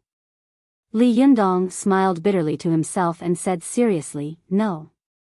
The girl asked again, Then do you have a girlfriend? Li Yundong smiled and said, Yes. The girl let out a cry. She saw that Li Yundong was looking straight ahead and didn't look at her at all. She looked at Li Yundong curiously and asked, "Don't you want to know who I am?" Li Yundong smiled and said, "Who are you?" The girl gently took off her sunglasses, put her hands behind her back, and said with a natural smile, "Do you recognize me?" As soon as she took off her sunglasses, Zhao Yuzhen, who had been looking at her from outside, suddenly exclaimed, "This is Lu Feier. Why is she here?" When the people around heard this, they immediately became excited. Lu Feier? Where is Lu Feier? But there were also some who didn't come to their senses for a while and asked in confusion, "Lu Feier? Who is she?" Someone in the crowd immediately said, "Are you an idiot? You don't even know Lu Feier? She's a movie and TV superstar. Do you watch TV or movies? Are you an alien?" At this time, Li Yundong also recognized Lu Feier, but he deliberately said, "I know, you are Li Bingbing." The smile on Lu Feier's face suddenly froze. Li Yundong tried hard to hold back his laughter and said, "Then are you Fan Bingbing?" Lu Feier glared at him angrily, then walked up to Chao Kefi, took her arm, and whispered in her ear, "President Chao, I don't think the master you're talking about is very high." Chao Kefi smiled slightly. "How is he not high?"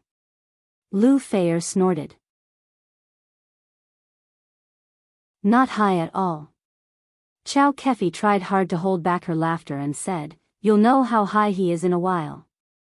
While the two of them were whispering to each other, a loud voice suddenly sounded outside. "Lu Feier, give me an autograph." "Feier, I love you so much." "Lu Feier, I love you." Lu Feier and Chao Kefi were shocked. Chao Kefi quickly took the sunglasses from Lu Feier's hand and put them on her face. She couldn't help but say angrily, "Didn't I tell you not to take off your sunglasses? Now it's all right. Run for your life." Vote recommendation previous page return to table of contents next page error report if you like. Please click here to add Keeping a Fox at Home to your bookshelf so that you can read the latest chapters and updates of Keeping a Fox at Home in the future. If you have any suggestions or comments on Keeping a Fox at Home, please click here to express your personal views.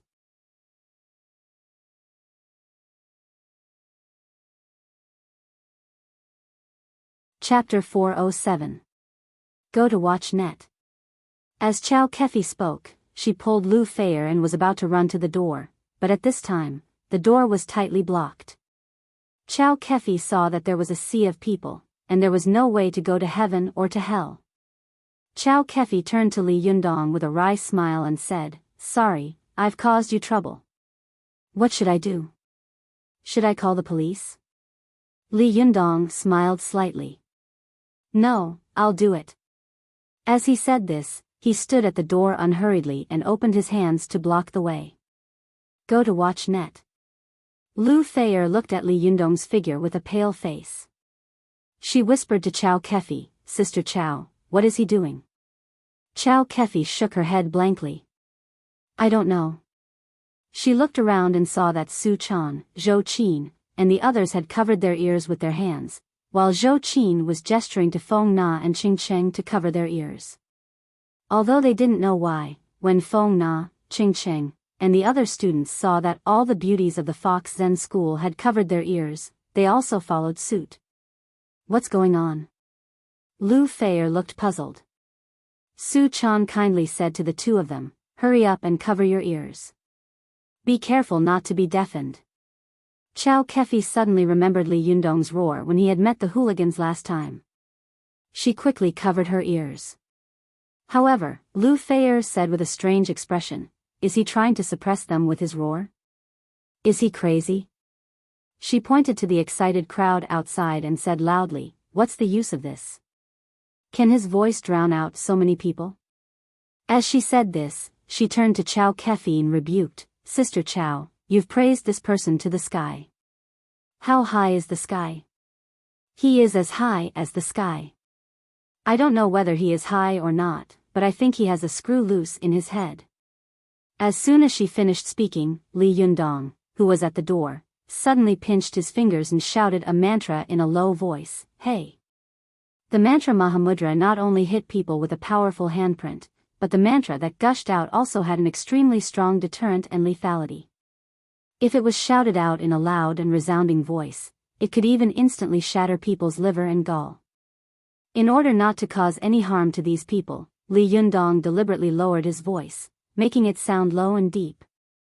The fans in front of him felt as though they were being covered by a huge copper bell. Then, someone knocked on the bell forcefully. In an instant, the blood in their chests surged and their minds buzzed.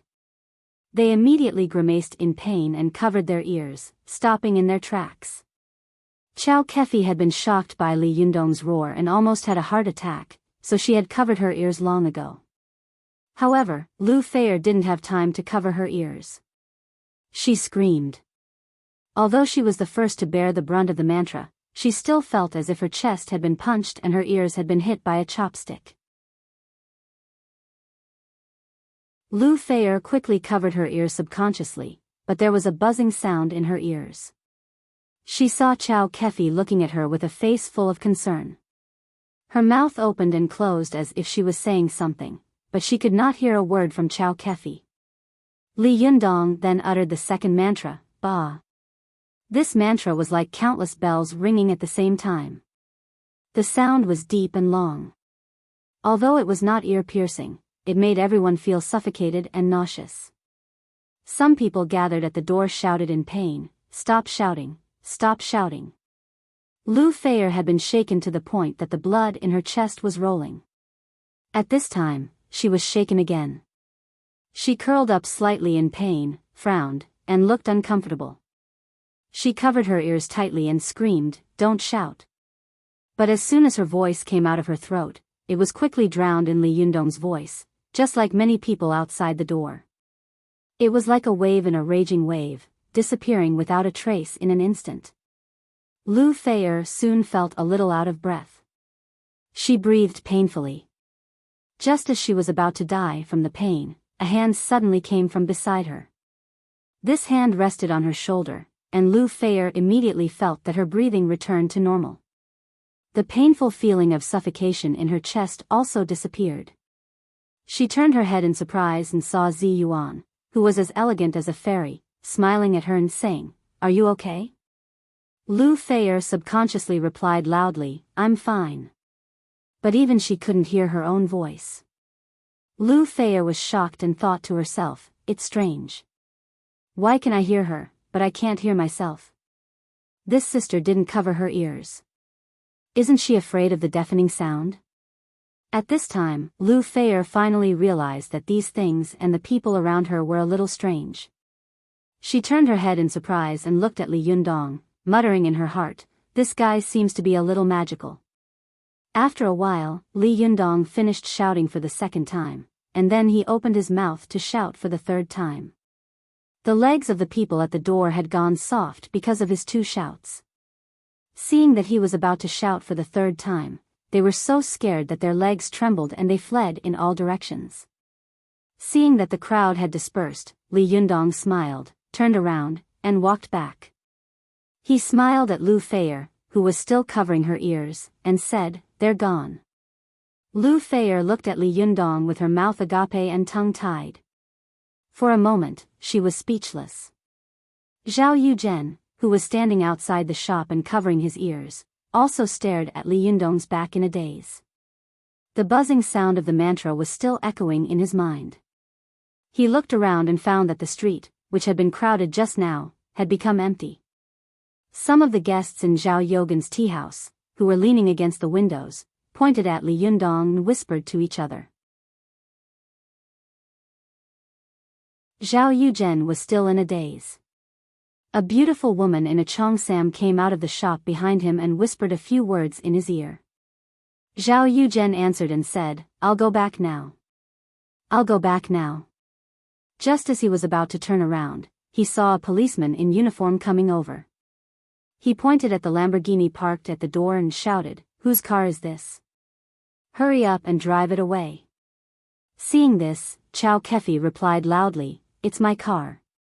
I'll drive it away now." Then, she turned to Li Yundong and asked, "Where's the parking lot?" Li Yundong spread his hands and said with a wry smile, "How would I know? How could a car-free person like me care about this kind of problem?" Zhou Qin pursed her lips and said with a smile, "President Chow, let me help you park the car." Chow Kefi was overjoyed. She threw the car key to her and said with a smile, "Thank you very much." Zhou Qin got in the car and was just about to start it when Chow Kefi suddenly remembered something. She quickly stopped her and shouted, "Wait." Zhou Qin turned her head in confusion, only to see Chow Kefi rush to the side of the car and take a gift box from the back seat. Then, she held it with both hands and smiled at Zhou Qin. "I forgot to take the gift." Zhou Qin smiled slightly, started the car, and left. When the policeman saw that there were so many beautiful women in Li Yundong's shop, he stared blankly and thought to himself, "Oh my, who is this man? This scene is so exaggerated." Chow Kefi held the wrapped gift box in front of Li Yundong with both hands and said with a smile, "It's a small token of my respect. Please accept it, President Li." Li Yundong smiled and said, "President Chow, don't laugh at me." He took the gift box and handed it to Su Chan. Su Chan took it with a smile, and then happily ran to the side with the little foxes to guess what the gift in the box was. Although Chow Kefi had a lot to say to Li Yundong, she saw that there were more and more people in the shop at this time. It was not convenient for her to say anything even if she wanted to, so she forcibly suppressed her emotions, cupped her hands with a smile, and said, "I wish you a prosperous business and a great future." Li Yundong laughed and said, "Congratulations to you too." The arrival of Chow Kefi and Lu Feier finally made Li Yundong's opening ceremony look a little better. The classmates who had come to join in the fun all whispered to each other, "When I saw Wang Li just now, I thought that the opening ceremony across the street was very impressive. I didn't expect that Li Yundong would invite Lu Feier quietly. This is even more impressive. Yes, Li Yundong is awesome. He can even invite such a big shot and almost cause a commotion. Amazing, amazing. He deserves to be my idol. It's a pity that there are not many officials here. Otherwise, it would be even more lively." "TSK, what are you talking about?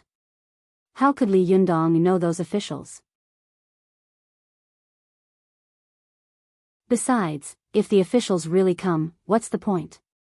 "Hey, you don't understand, do you? How many officials come and what kind of officials they are. This reflects whether the background of the boss is strong enough or not, and whether the business will be good in the future. If you don't understand this, how will you survive after you graduate?" "Ah, Shixiang is right. I've learned a lot." While they were talking, another car suddenly drove in on the street. Everyone looked and saw that it was a Honda, but the license plate was from the provincial capital. At this time, Zhou Qin had also parked the car and returned to the shop. When she saw the license plate, she was stunned. Chow Kefi, who was chatting in the shop, looked out curiously.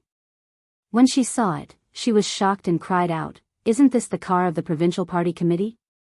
Lu Feier and Yin Mengfan, who had put on their sunglasses again, came over curiously to take a look. They were also stunned and said curiously, "Yes, it is indeed the car of the provincial party committee." "Who is it?" Li Yundong was also confused. He watched the car drive to the door, and then a short and fat middle-aged man got out of it. When Zhao Yuzhen, who was not far away, saw the middle-aged man, he suddenly shivered and cried out involuntarily, "Minister Wang?" Minister Wang looked back at him strangely and asked in confusion, "Do you know me?" Zhao Yuzhen greeted him with both hands excitedly. "Minister Wang, I went to the organization department of the provincial party committee once last year, but I didn't see you." "I'm Zhao Yuzhen." Minister Wang was stunned for a moment. Obviously, he didn't remember Zhao Yuzhen, but he still shook hands with him politely and reservedly. Then, he pulled out his hand and said, "Ah, it's you. Hello." Zhao Yuzhen asked excitedly, "Minister Wang, are you also here to attend the opening ceremony of the store today?" Minister Wang asked curiously, "Are you also opening here?" Zhao Yuzhen was stunned for a moment. "Also? What do you mean by opening here?" Minister Wang, aren't you here to attend the opening ceremony of my store? Minister Wang chuckled. I'm sorry, I'm here to attend the opening ceremony of the store opposite you. As he spoke, he turned around, bent down to open the car door, and took out a gift bag. He walked up to Li Yundong and said with a smile, Are you Li Yundong? Li Yundong was at a loss. He stood there in a daze and answered, Yes, I am. Minister Wang held the gift bag with both hands and said with a smile, I heard that your store is opening, so I specially bought a small gift. Please don't think it's too shabby. Li Yundong was stunned. He thought to himself, Who is this person? I don't know him. Is he really not mistaken? Zhou Qin, who was standing to one side, saw that Li Yundong was in a daze and didn't know how to accept the gift. She hurried over, took the gift with both hands, and said with a smile, Uncle Wang, you've gained weight again. Minister Wang had frowned when he saw that Li Yundong hadn't accepted the gift, but when he saw Zhou Qin, he immediately smiled enthusiastically and said, Qin, you've become more beautiful. TSK, a girl really changes 18 times before she reaches womanhood. Good. Zhou Qin greeted Minister Wang with a smile. Her eyes quickly swept around, only to see that the people around were all staring at her in shock. She secretly nudged Li Yundong with her elbow and said in a low voice, Are you stupid? Hurry up and greet them.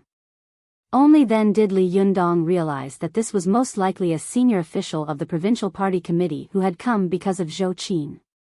Li Yundong smiled and said to Minister Wang, please come in. Chao Yi, Shibwa of the Fox Zen School, hurriedly said, I'll take you upstairs.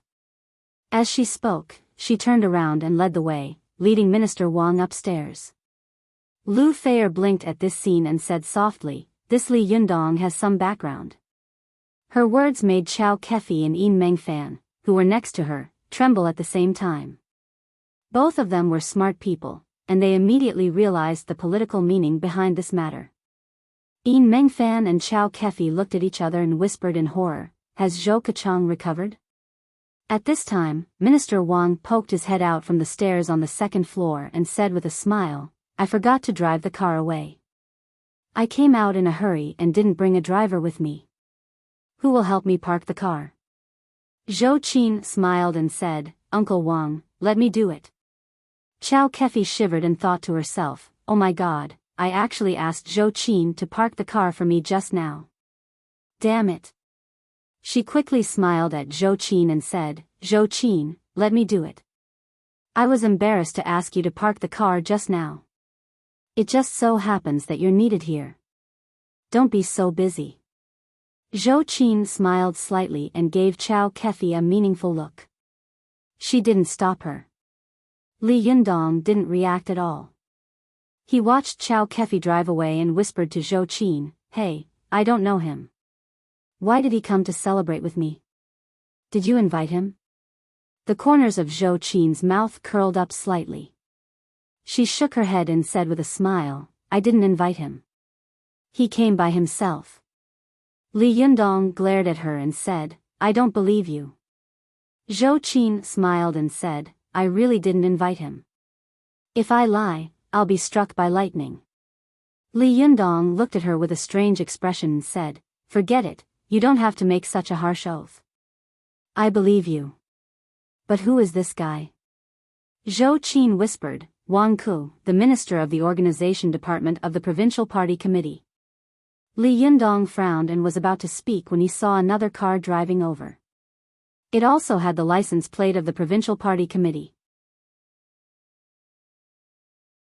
The driver got out of the car and opened the door. A slightly bald middle-aged man got out of the car, holding a delicate gift box in his hand. He glanced around and saw Li Yundong. He was slightly stunned, but when he saw Zhou Qin, a smile immediately appeared on his face and he went up to her. At this time, Zhao Yuzhen, who was across the street, almost stared out of his eyes. He recognized the middle-aged man and said, Isn't this Director Zhang of the Provincial Department of Sanity? Why is he here? For a moment, Zhao Yogan's expression was uncertain. He was surprised and envious, and his eyes were so jealous that they almost popped out. He couldn't understand why such a senior official would attend the opening ceremony of a young man like Li Yundong.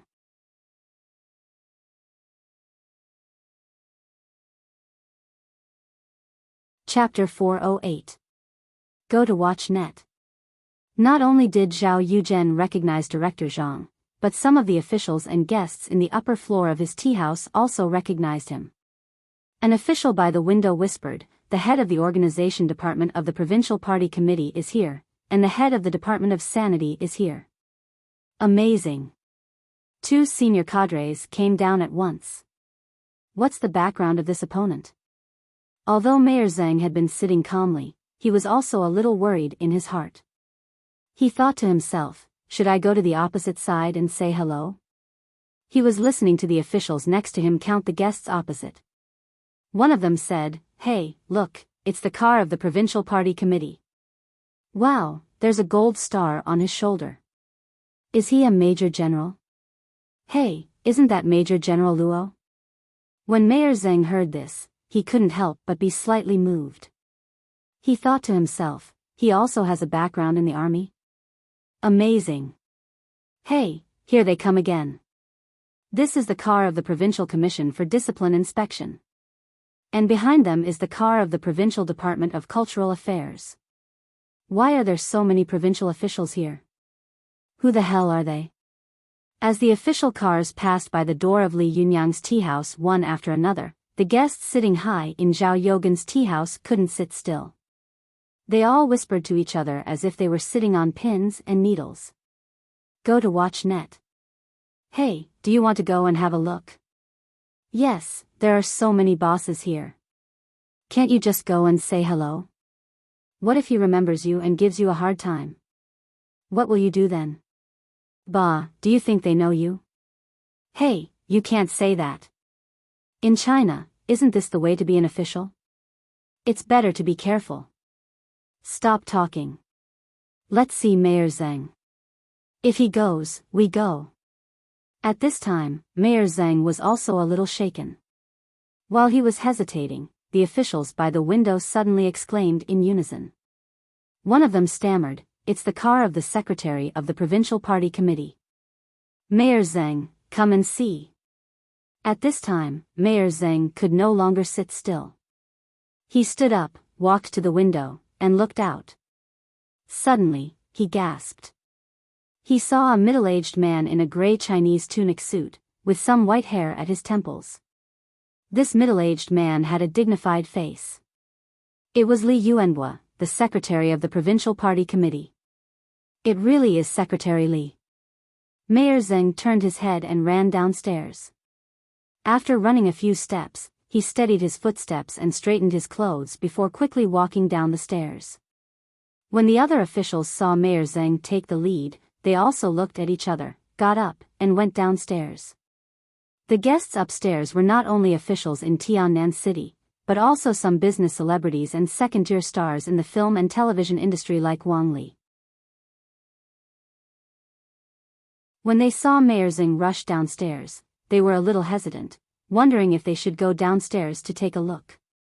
Especially Wang Li. Originally, when she appeared, she immediately attracted everyone's attention. After all, even 100 officials couldn't compare to a movie celebrity. But not long after, Lu Feier actually appeared on the opposite side, and she was immediately defeated. How could she not hate and be jealous? But at the same time, she was very curious. What was the background of the other side? How could they find such a big star? Could it be that they were also like him, spending money to hire them? But Lu Feier was such a big star. Why would she come to such a small store? Didn't they say that she was a socialite from a wealthy family? Why was she short of money? At this time, Zhou Qin also saw Li Yuanhua. She was very surprised and said, "Uncle Li, why are you here?" Li Yuanhua chuckled and said, "What? Can't an old man like me come? Do you dislike me? Well, I'll go." Zhou Qin said in a fluster, "No, no, Uncle Zhou, please come in." I didn't mean that. Li Yundong could also see that Li Yuanbo was not an ordinary person. This middle-aged man had the aura of a superior similar to that of Zhou Kachang, but he was more elegant and modest. He whispered to Zhou Qin, "Who is this?" Zhou Qin said without blinking, "The secretary of the provincial party committee, the top leader." Li Yundong was shocked. He knew that if the person in front of him had been in ancient times, he would have been a high-ranking official with amazing power. At this time, Li Yuanbo's eyes also fell on Li Yundong. He looked him up and down, nodded slightly, and thought to himself, "Well, he's heroic and has some spirit between his eyebrows. I wonder what kind of person he is." Li Yuanbo smiled at Li Yundong and reached out his hand. "Are you Li Yundong?" Li Yundong shook hands with the high-ranking official and said with a smile that was neither humble nor arrogant, "Yes, hello, Uncle Li. I'm Li Yundong." Li Yuanbo felt that Li Yundong was warm and powerful, without the slightest feeling of stage fright. He thought to himself, "Well, a newborn calf is not afraid of a tiger. He has spirit and courage." Li Yuanbo knew a lot of young people, especially after knowing his identity. Almost no one could face him calmly. Li Yuanbo smiled and nodded to Li Yundong. He turned his head and said to Zhou Qin, "Qin, you have good taste." "Not bad." Zhou Qin's face flushed. She glared at Li Yuanbo and said, "Uncle Li, Li Yundong is my master. Of course I have good taste." "Master?" Li Yuanbo looked at Li Yundong in surprise and asked, "What did you teach Qin?" Li Yundong smiled and said, "Nothing, just some cultivation skills." "Cultivation skills?" Li Yuanbo asked with interest, "Can you tell me what kind of cultivation skills it is?" Li Yundong smiled and said, "A flower and a leaf are the world, and every word and action is cultivation." Li Yuanbo's eyes lit up, as if he was getting to know the boy in front of him again. He took a step back, looked at Li Yundong carefully, and then nodded slowly. "Good. Well said." Li Yuanbo looked at Li Yundong seriously and said, "I've rarely seen a young man who can keep his composure like you. No wonder Lao Zhou is full of praise for you." As he said this, he looked at Su Chan, Zi Yuan, and the others behind Li Yundong and suddenly smiled. He said that you are good at everything, but you are a little unlucky, which is not very good. After that, he laughed heartily, and his voice was straightforward and cheerful. Seeing that Li Yuanbo was standing at the door and talking endlessly, refusing to go in, Zhou Qin hurriedly came over and grabbed his arm, saying, "Uncle Li, are you finished? The people behind can't get in." Li Yuanbo looked back and saw that there were indeed a few cars behind them, unable to get in. However, when they saw that the car in front of them was the number 1 car of the provincial party committee, they didn't dare to press the horn to urge them. They could only obediently block the way, not daring to make a sound. Li Yuanbo couldn't help laughing. Okay, let's go in and talk." Just as he was about to move, he heard a surprised and anxious voice behind him. "Secretary Li, please wait." Li Yuanbo frowned secretly. He looked back and saw Mayor Zheng of Tiannan City trotting toward him. Mayor Zheng's previous restraint was gone. His face was full of excitement, and he rushed forward, stretched out his hands, held Li Yuanbo's hand, and shook it hard. "Secretary Li, why didn't you tell us in advance that you were coming to Tiannan City? We didn't even entertain you when you came. How can we, your subordinates, stand this?" With a polite and reserved smile on his face, Li Yuanbo chuckled and said, "It turns out to be Zheng. You don't have to be so polite." Mayor Zheng said excitedly, No. Secretary Li is so busy, but you still took the time to come to our Tiannan City to guide the work. This is our city's." Li Yuanbo didn't wait for him to finish and interrupted him. "Zheng, you've said too much. I came out incognito today. I'm neither here to inspect the work nor to guide the work. I'm just here to attend the opening ceremony of a young man." Mayor Zheng looked at Li Yundong and said with a smile, I could tell at a glance that this young man was talented and had an extraordinary bearing. Now that I see it, he is indeed not an ordinary person. Li Yundong smiled slightly. He didn't expose Mayor Zheng's words, but just shook hands with him politely and said with a smile, "Mayor Zheng, you flatter me." Li Yuanhua chuckled and asked Mayor Zheng, "Zheng, where do you eat?" Mayor Zheng shivered and immediately said with a smile, "Of course, wherever the leader is, we, as subordinates, will be." Li Yuanhua smiled at Li Yundong and said, "Shaoli, do you have so many seats here?"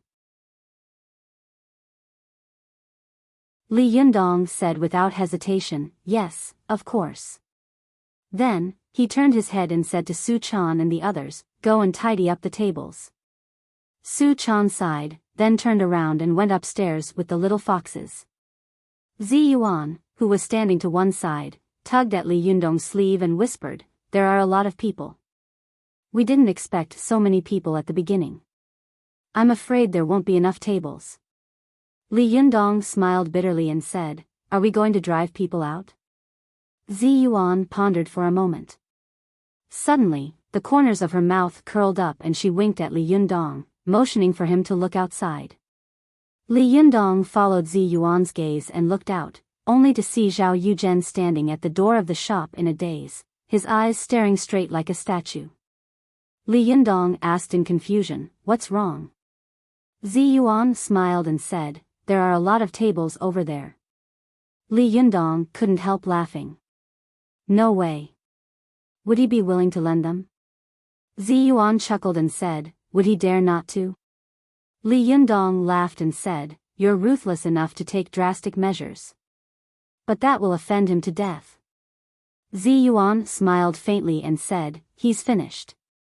Don't you know that it's human nature to push a wall when it's down?" After she finished speaking, she saw almost every respectable person in Zhao Yogan's tea house rushing out. They wanted to go up to Li Yuanhua and say hello to him. Even if they didn't speak, it would be good to show their faces in front of him. But at this time, the smile on Li Yuanhua's face had disappeared. His face was dignified, making people afraid to approach him. He said to Zhou Qin, who was next to him, "Qin, your father asked me to tell you that he has already taken office and can't come to celebrate the opening ceremony of you and Li Yundong, so he asked me to send you a gift. I've said so much just now that I've forgotten it." As soon as he said this, the people around him were shocked and thought to themselves, "Sure enough, Zhou Kachang has risen again. The Zhou family has turned over a new leaf. No wonder so many high-ranking officials and nobles have come." As Li Yuanhua spoke, his driver next to him was very clever and handed him 2 red envelopes with gold characters. Li Yuanhua took them and solemnly handed them to Li Yundong, saying, "This is a little token of our appreciation. Please don't dislike it. The gift is light, but the meaning is heavy." Li Yundong looked at the 2 red envelopes and hesitated for a moment. "Are you kidding me? The secretary of the provincial party committee is giving me a red envelope? Are you kidding me?" Seeing that Li Yundong didn't take them, the people around him immediately cursed in their hearts, "Damn it, others don't even have a chance to get close to the secretary of the provincial party committee. You're putting on airs."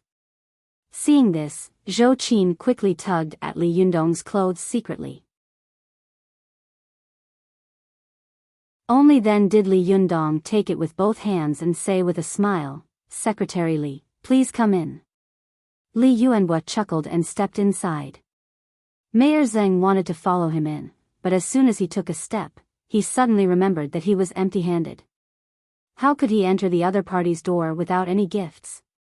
Mayor Zheng quickly turned around and called his driver. The driver quickly took a gift box out of the car and handed it to Mayor Zheng. Mayor Zheng secretly wiped his sweat and thought to himself, "Fortunately, there are some gifts from my subordinates in the car. Otherwise, today would be embarrassing." Mayor Zheng held the gift in front of Li Yundong and said with a smile, "Little brother, please don't dislike it." Seeing that a dignified mayor was actually offering a gift with both hands, Li Yundong laughed in his heart, but he didn't make things difficult for him. He just smiled and said, "I don't dare. It's an honor for Mayor Zheng to come here." Please come in. Mayor Zheng was still a little nervous. He had been in the officialdom all year round. How could he not see the dirty relationship between Zhao Yuzhen and Li Yundong? He was afraid that he would be hated by this mysterious young man because he had taken the wrong side, but now it seemed that he was very magnanimous. Mayor Zheng was overjoyed and thought to himself, this young man is really smart. Not bad, not bad. Mayor Zheng walked inside with a smile. Zhao Yuzhen, who was outside the shop, looked at him eagerly. He stretched his neck, but Mayor Zheng didn't look back. Zhao Yogan's heart was bleeding with hatred, but he hated Mayor Zheng's ruthlessness. He didn't dare to hate Li Yundong anymore. At this time, he had completely understood that he had kicked an iron plate this time. He had provoked someone he absolutely couldn't afford to provoke. In Zhao Yogan's mind, he was thinking about a few questions over and over again. Why did the Zhou family suddenly change its situation overnight? Why did I provoke Li Yundong? In China, offending an official was more terrible than offending the king of hell, especially a local businessman like him. Unless he could abandon his family and run away, it would be easier for them to kill him than to crush an ant. The more Zhao Yuzhen thought about it, the colder and more afraid he became. Although the sun was shining high above his head, he felt as if he were in an ice cellar, and his whole body was extremely cold. Behind him, the beauties in Cheongsams who had witnessed everything looked at Zhao Yogan's somewhat miserable back and sighed to themselves. Some of them looked back at the deserted tea house, and then at the tea house across the street, which was full of guests. They all sighed to themselves, the ups and downs are too fast. At this time, Li Yundong suddenly glanced at the tea house across the street and then at Zhao Yuzhen. He suddenly smiled at Zi Yuan and said in a low voice, "You're right." Zi Yuan was also busy greeting the endless stream of guests. She asked in confusion, "What's wrong?" Li Yundong smiled slightly and said, "I watched him build a vermilion building, entertain guests, and watch his building collapse." Only then did Zi Yuan understand that Li Yundong was talking about Zhao Yuzhen across from her. She smiled meaningfully and didn't say anything. Li Yundong sighed and said, "Look at his upstairs full of guests, look at his front door. What is retribution? This is retribution.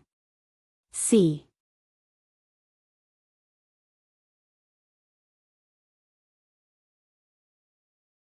Chapter 409. Go to watch net. Zhao Yuzhen stood there in a daze with remorse, but Li Yundong was so busy at the door that he was out of breath. Especially after the governor visited Li Yundong's shop, the news spread throughout the officialdom of Tiannan City in an instant. Almost all the officials were driving to Li Yundong's shop. For a time, there was a lot of traffic in front of Li Yundong's shop. Li Yundong just nodded and smiled, but his cheeks were a little sore. Watch net. 7 KOM. Su Chan and the others' hands were a little weak after receiving so many gifts. At first, they were excited, then numb, and then even a little impatient. The little girl muttered, "Where should we put so many things?" At the side, Chow Kefi covered her mouth and laughed, "If it really doesn't work, just pile them in my car first." Su Chan turned around and looked at the mountain of gifts. Then, she sighed and said, "Fine. This is the only way." Chow Kefi said with a smile, "Come on, it was quiet just now. Isn't it good that it's lively now?" Only then did Su Chan laugh. She raised her head proudly and said, "Humph, my Yundong is the best." Lu Feier suddenly came up to Chow Kefi and whispered, "Sister Chow, shall we sit down? If you don't take a seat now, there won't be any seats left." Only then did Chow Kefi realize that the upper floor was already full of people. There was a hubbub of voices, and the sounds of officials greeting and cozying up to each other could be heard everywhere. She secretly covered her mouth and laughed. "Li Yundong, how is this a tea house? This is clearly a restaurant." Lu Feier also whispered, "This Li Yundong has a very strong background. Almost half of the officials of Tiannan City, the provincial party committee, and the provincial government are here. It's so scary. Chow Kefi quietly pointed at Zhou Qin and whispered, "You don't know her, do you?" Lu Feier also noticed Zhou Qin, a girl with extraordinary temperament and excellent appearance. Especially when Li Yuanbo talked to her just now, it made people feel awe of her identity.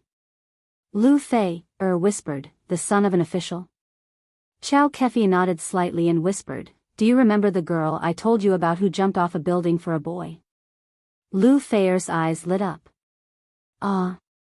Could it be her?" Chow Kefi whispered, "Of course." Lu Feier asked curiously, "Didn't you say she was paralyzed? Why does she look fine to me now? Moreover, I always feel that she is different from ordinary people. She seems to be someone who has practiced martial arts. Her eyes are sharp, and she stands like a pine tree." The expression on Chow Kefi's face faded a little, and there was a flash of sadness in her eyes. She said softly, "I don't know what happened after that, but I think it should have something to do with Li Yundong." Lu Feier asked in confusion, "What does it have to do with him?"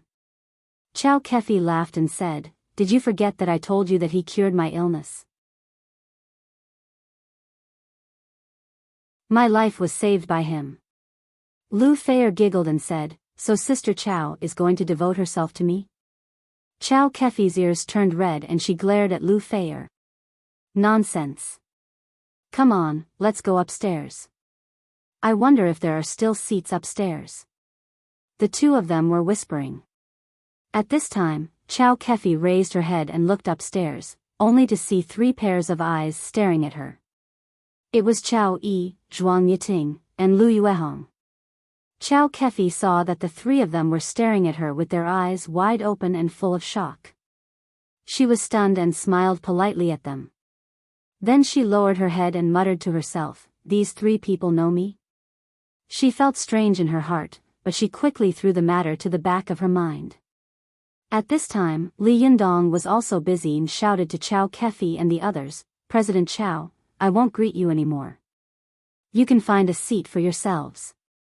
Chow Kefi smiled at him and then said hello to Yin Mengfan, "Hey, President Yin, shall we go upstairs?" Yin Mengfan seemed to have just woken up from a dream. She responded and looked at Zhou Qin with a complicated look, then at Li Yundong. Then, she went upstairs with Chow Kefi.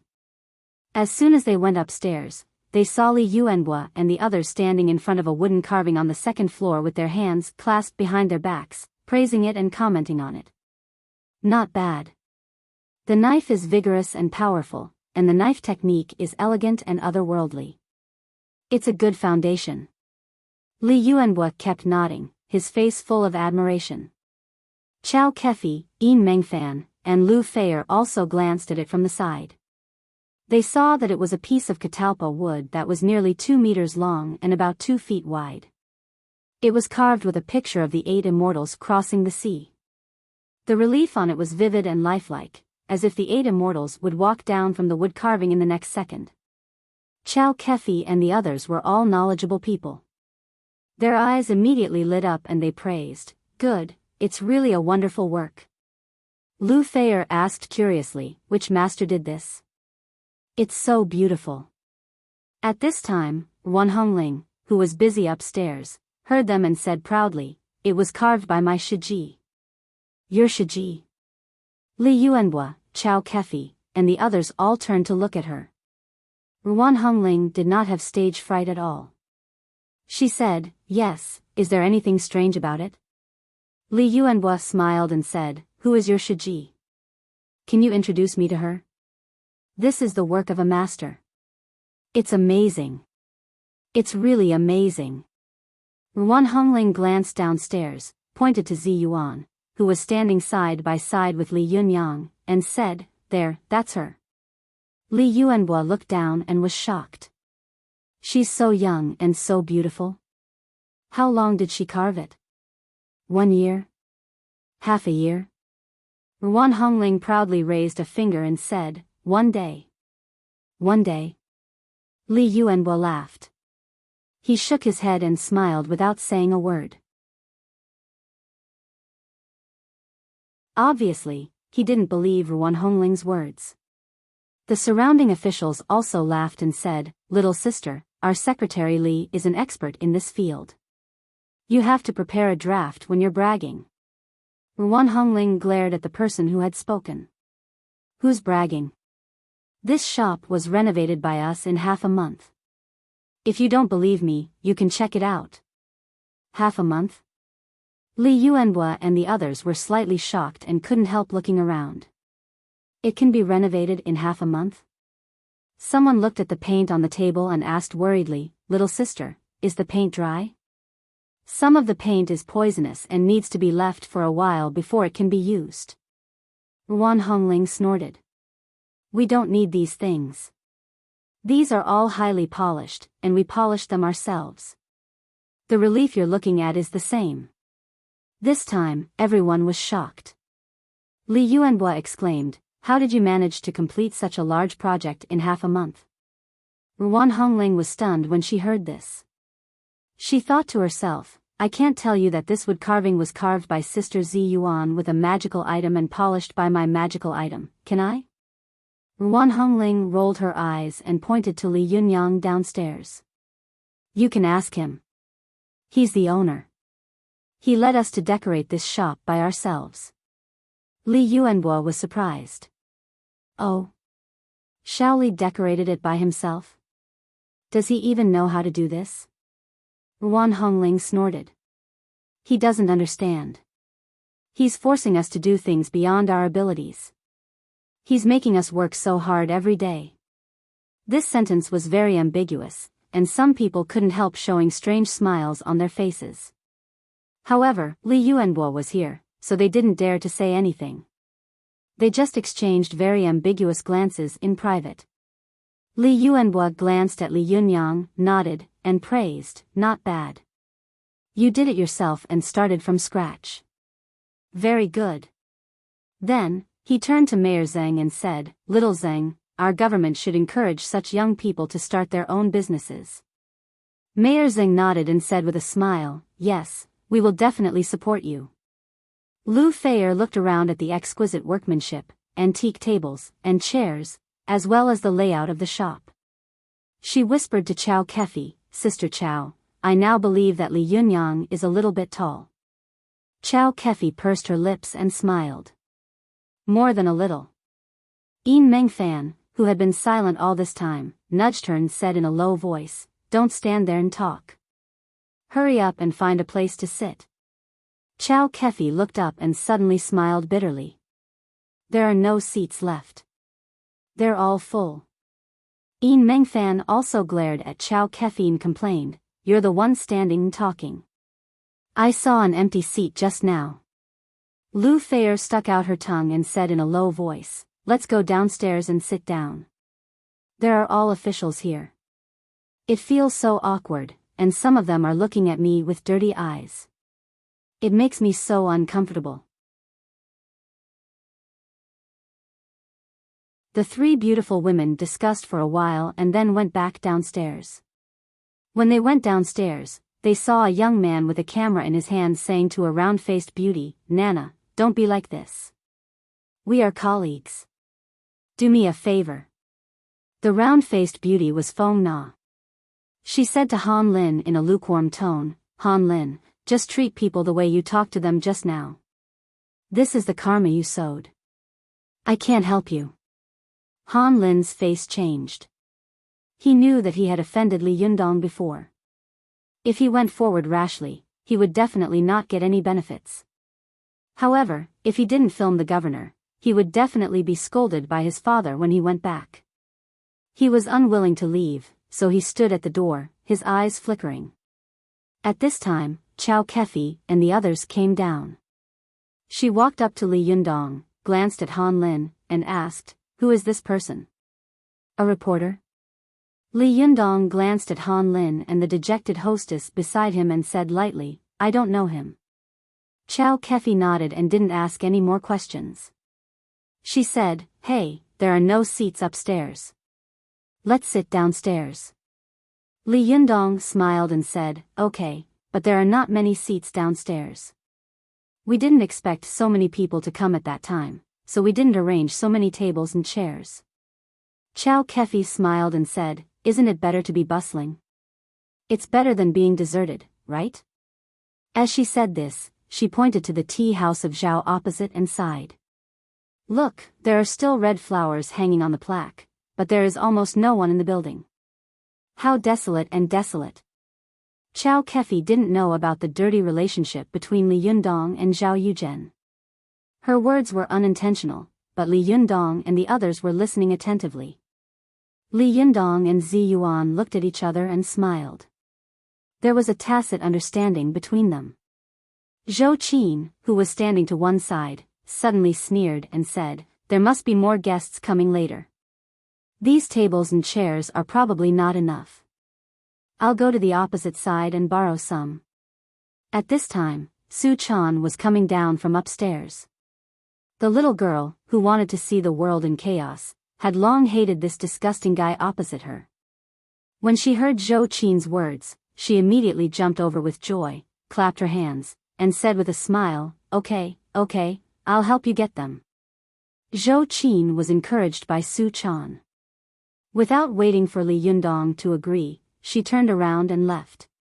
Even when Li Yundong called her from behind, she pretended not to hear him. Su Chan, who had caught up with her, took her arm and asked in a low voice in confusion, "Sister Zhou Qin, Yundong is calling you. Why are you ignoring him?" Zhou Qin tilted her head and said to Su Chan with a smile, "Master is the most soft-hearted. He must have wanted to punish this guy for a long time, but there are so many people here, so it's not convenient for him to say anything.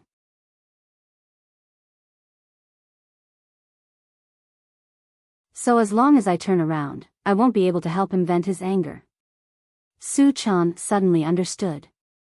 She giggled and said, "You're right. We'll empty his shop later." Zhou Qin pursed her lips and smiled. "We won't empty it. We have no place to put it. Just teach him a lesson." While they were talking, the two of them had already walked into Zhao Yogan's tea house. They walked to the door and went straight in, as if they hadn't seen Zhao Yuzhen at all. When they saw the tables and chairs, they moved them up. Both of them were cultivators and had great strength. It was easy for them to hold a heavy mahogany table with one hand. The beautiful women in Cheongsam in the tea house were stunned. When they reached the door, a beautiful woman chased after them and said, "Hey, what are you doing? This is ours." Zhou Qin didn't even look at her. She just squinted at Zhao Yuzhen and said coldly, "Mr. Zhao, we don't have enough tables and chairs. We want to borrow some from you. You won't be so stingy as to refuse us, will you?" Su Chan also added fuel to the fire. "That's right. Your place is deserted and there aren't many people. It's a waste to leave it empty. Why don't you let us use it?" Zhou Qin gave Su Chan an appreciative look, and Su Chan also gave Zhou Qin a thumbs up in return. The two girls winked at each other and completely ignored Zhao Yuzhen. Zhao Yogan's face turned blue and red. He wanted to say no, but he really didn't have the confidence to do so. He swallowed hard, squeezed out a smile, and said bitterly, "It doesn't matter. You can take it." Humph. Zhou Qin and Su Chan raised their heads at the same time and arrogantly carried the tables and chairs back, as if they were generals returning to the court with their spoils of war. Li Jiandong and Zi Yuan looked at the two of them. One smiled bitterly, while the other chuckled. They were both speechless. Feng Na burst out laughing and gave Zhou Qin and Su Chan a big thumbs up. "Brilliant, really brilliant," she said. "This move is too ruthless and arrogant. But I like it. Who told this guy to be so arrogant and annoying before? He actually ran to Li Jiandong and said that kind of thing. Bah, why don't you look in the mirror and see what kind of virtue you have?" However, Li Jiandong deliberately kept a straight face and pretended to be angry. "Don't you know that you are taking advantage of others' difficulties? They are already miserable enough. The guests who came to support us have temporarily changed sides. Why do you have to sprinkle salt on their wounds?" Most of the people downstairs had seen how Zhao Yuzhen had humiliated Li Jiandong with their own eyes. They looked at each other, as if they didn't understand why Li Jiandong was speaking up for Zhao Yuzhen. While they were wondering, Li Jiandong's face suddenly relaxed. He said slowly, "Although I despise this kind of behavior, as a bystander, I still feel very good watching it." At the end of his sentence, he burst out laughing. Zhou Qin and Su Chan looked at each other and smiled. They carried the tables and chairs inside valiantly and energetically. The other students of Tiannan University who had come with Ching Ching also went to help, laughing.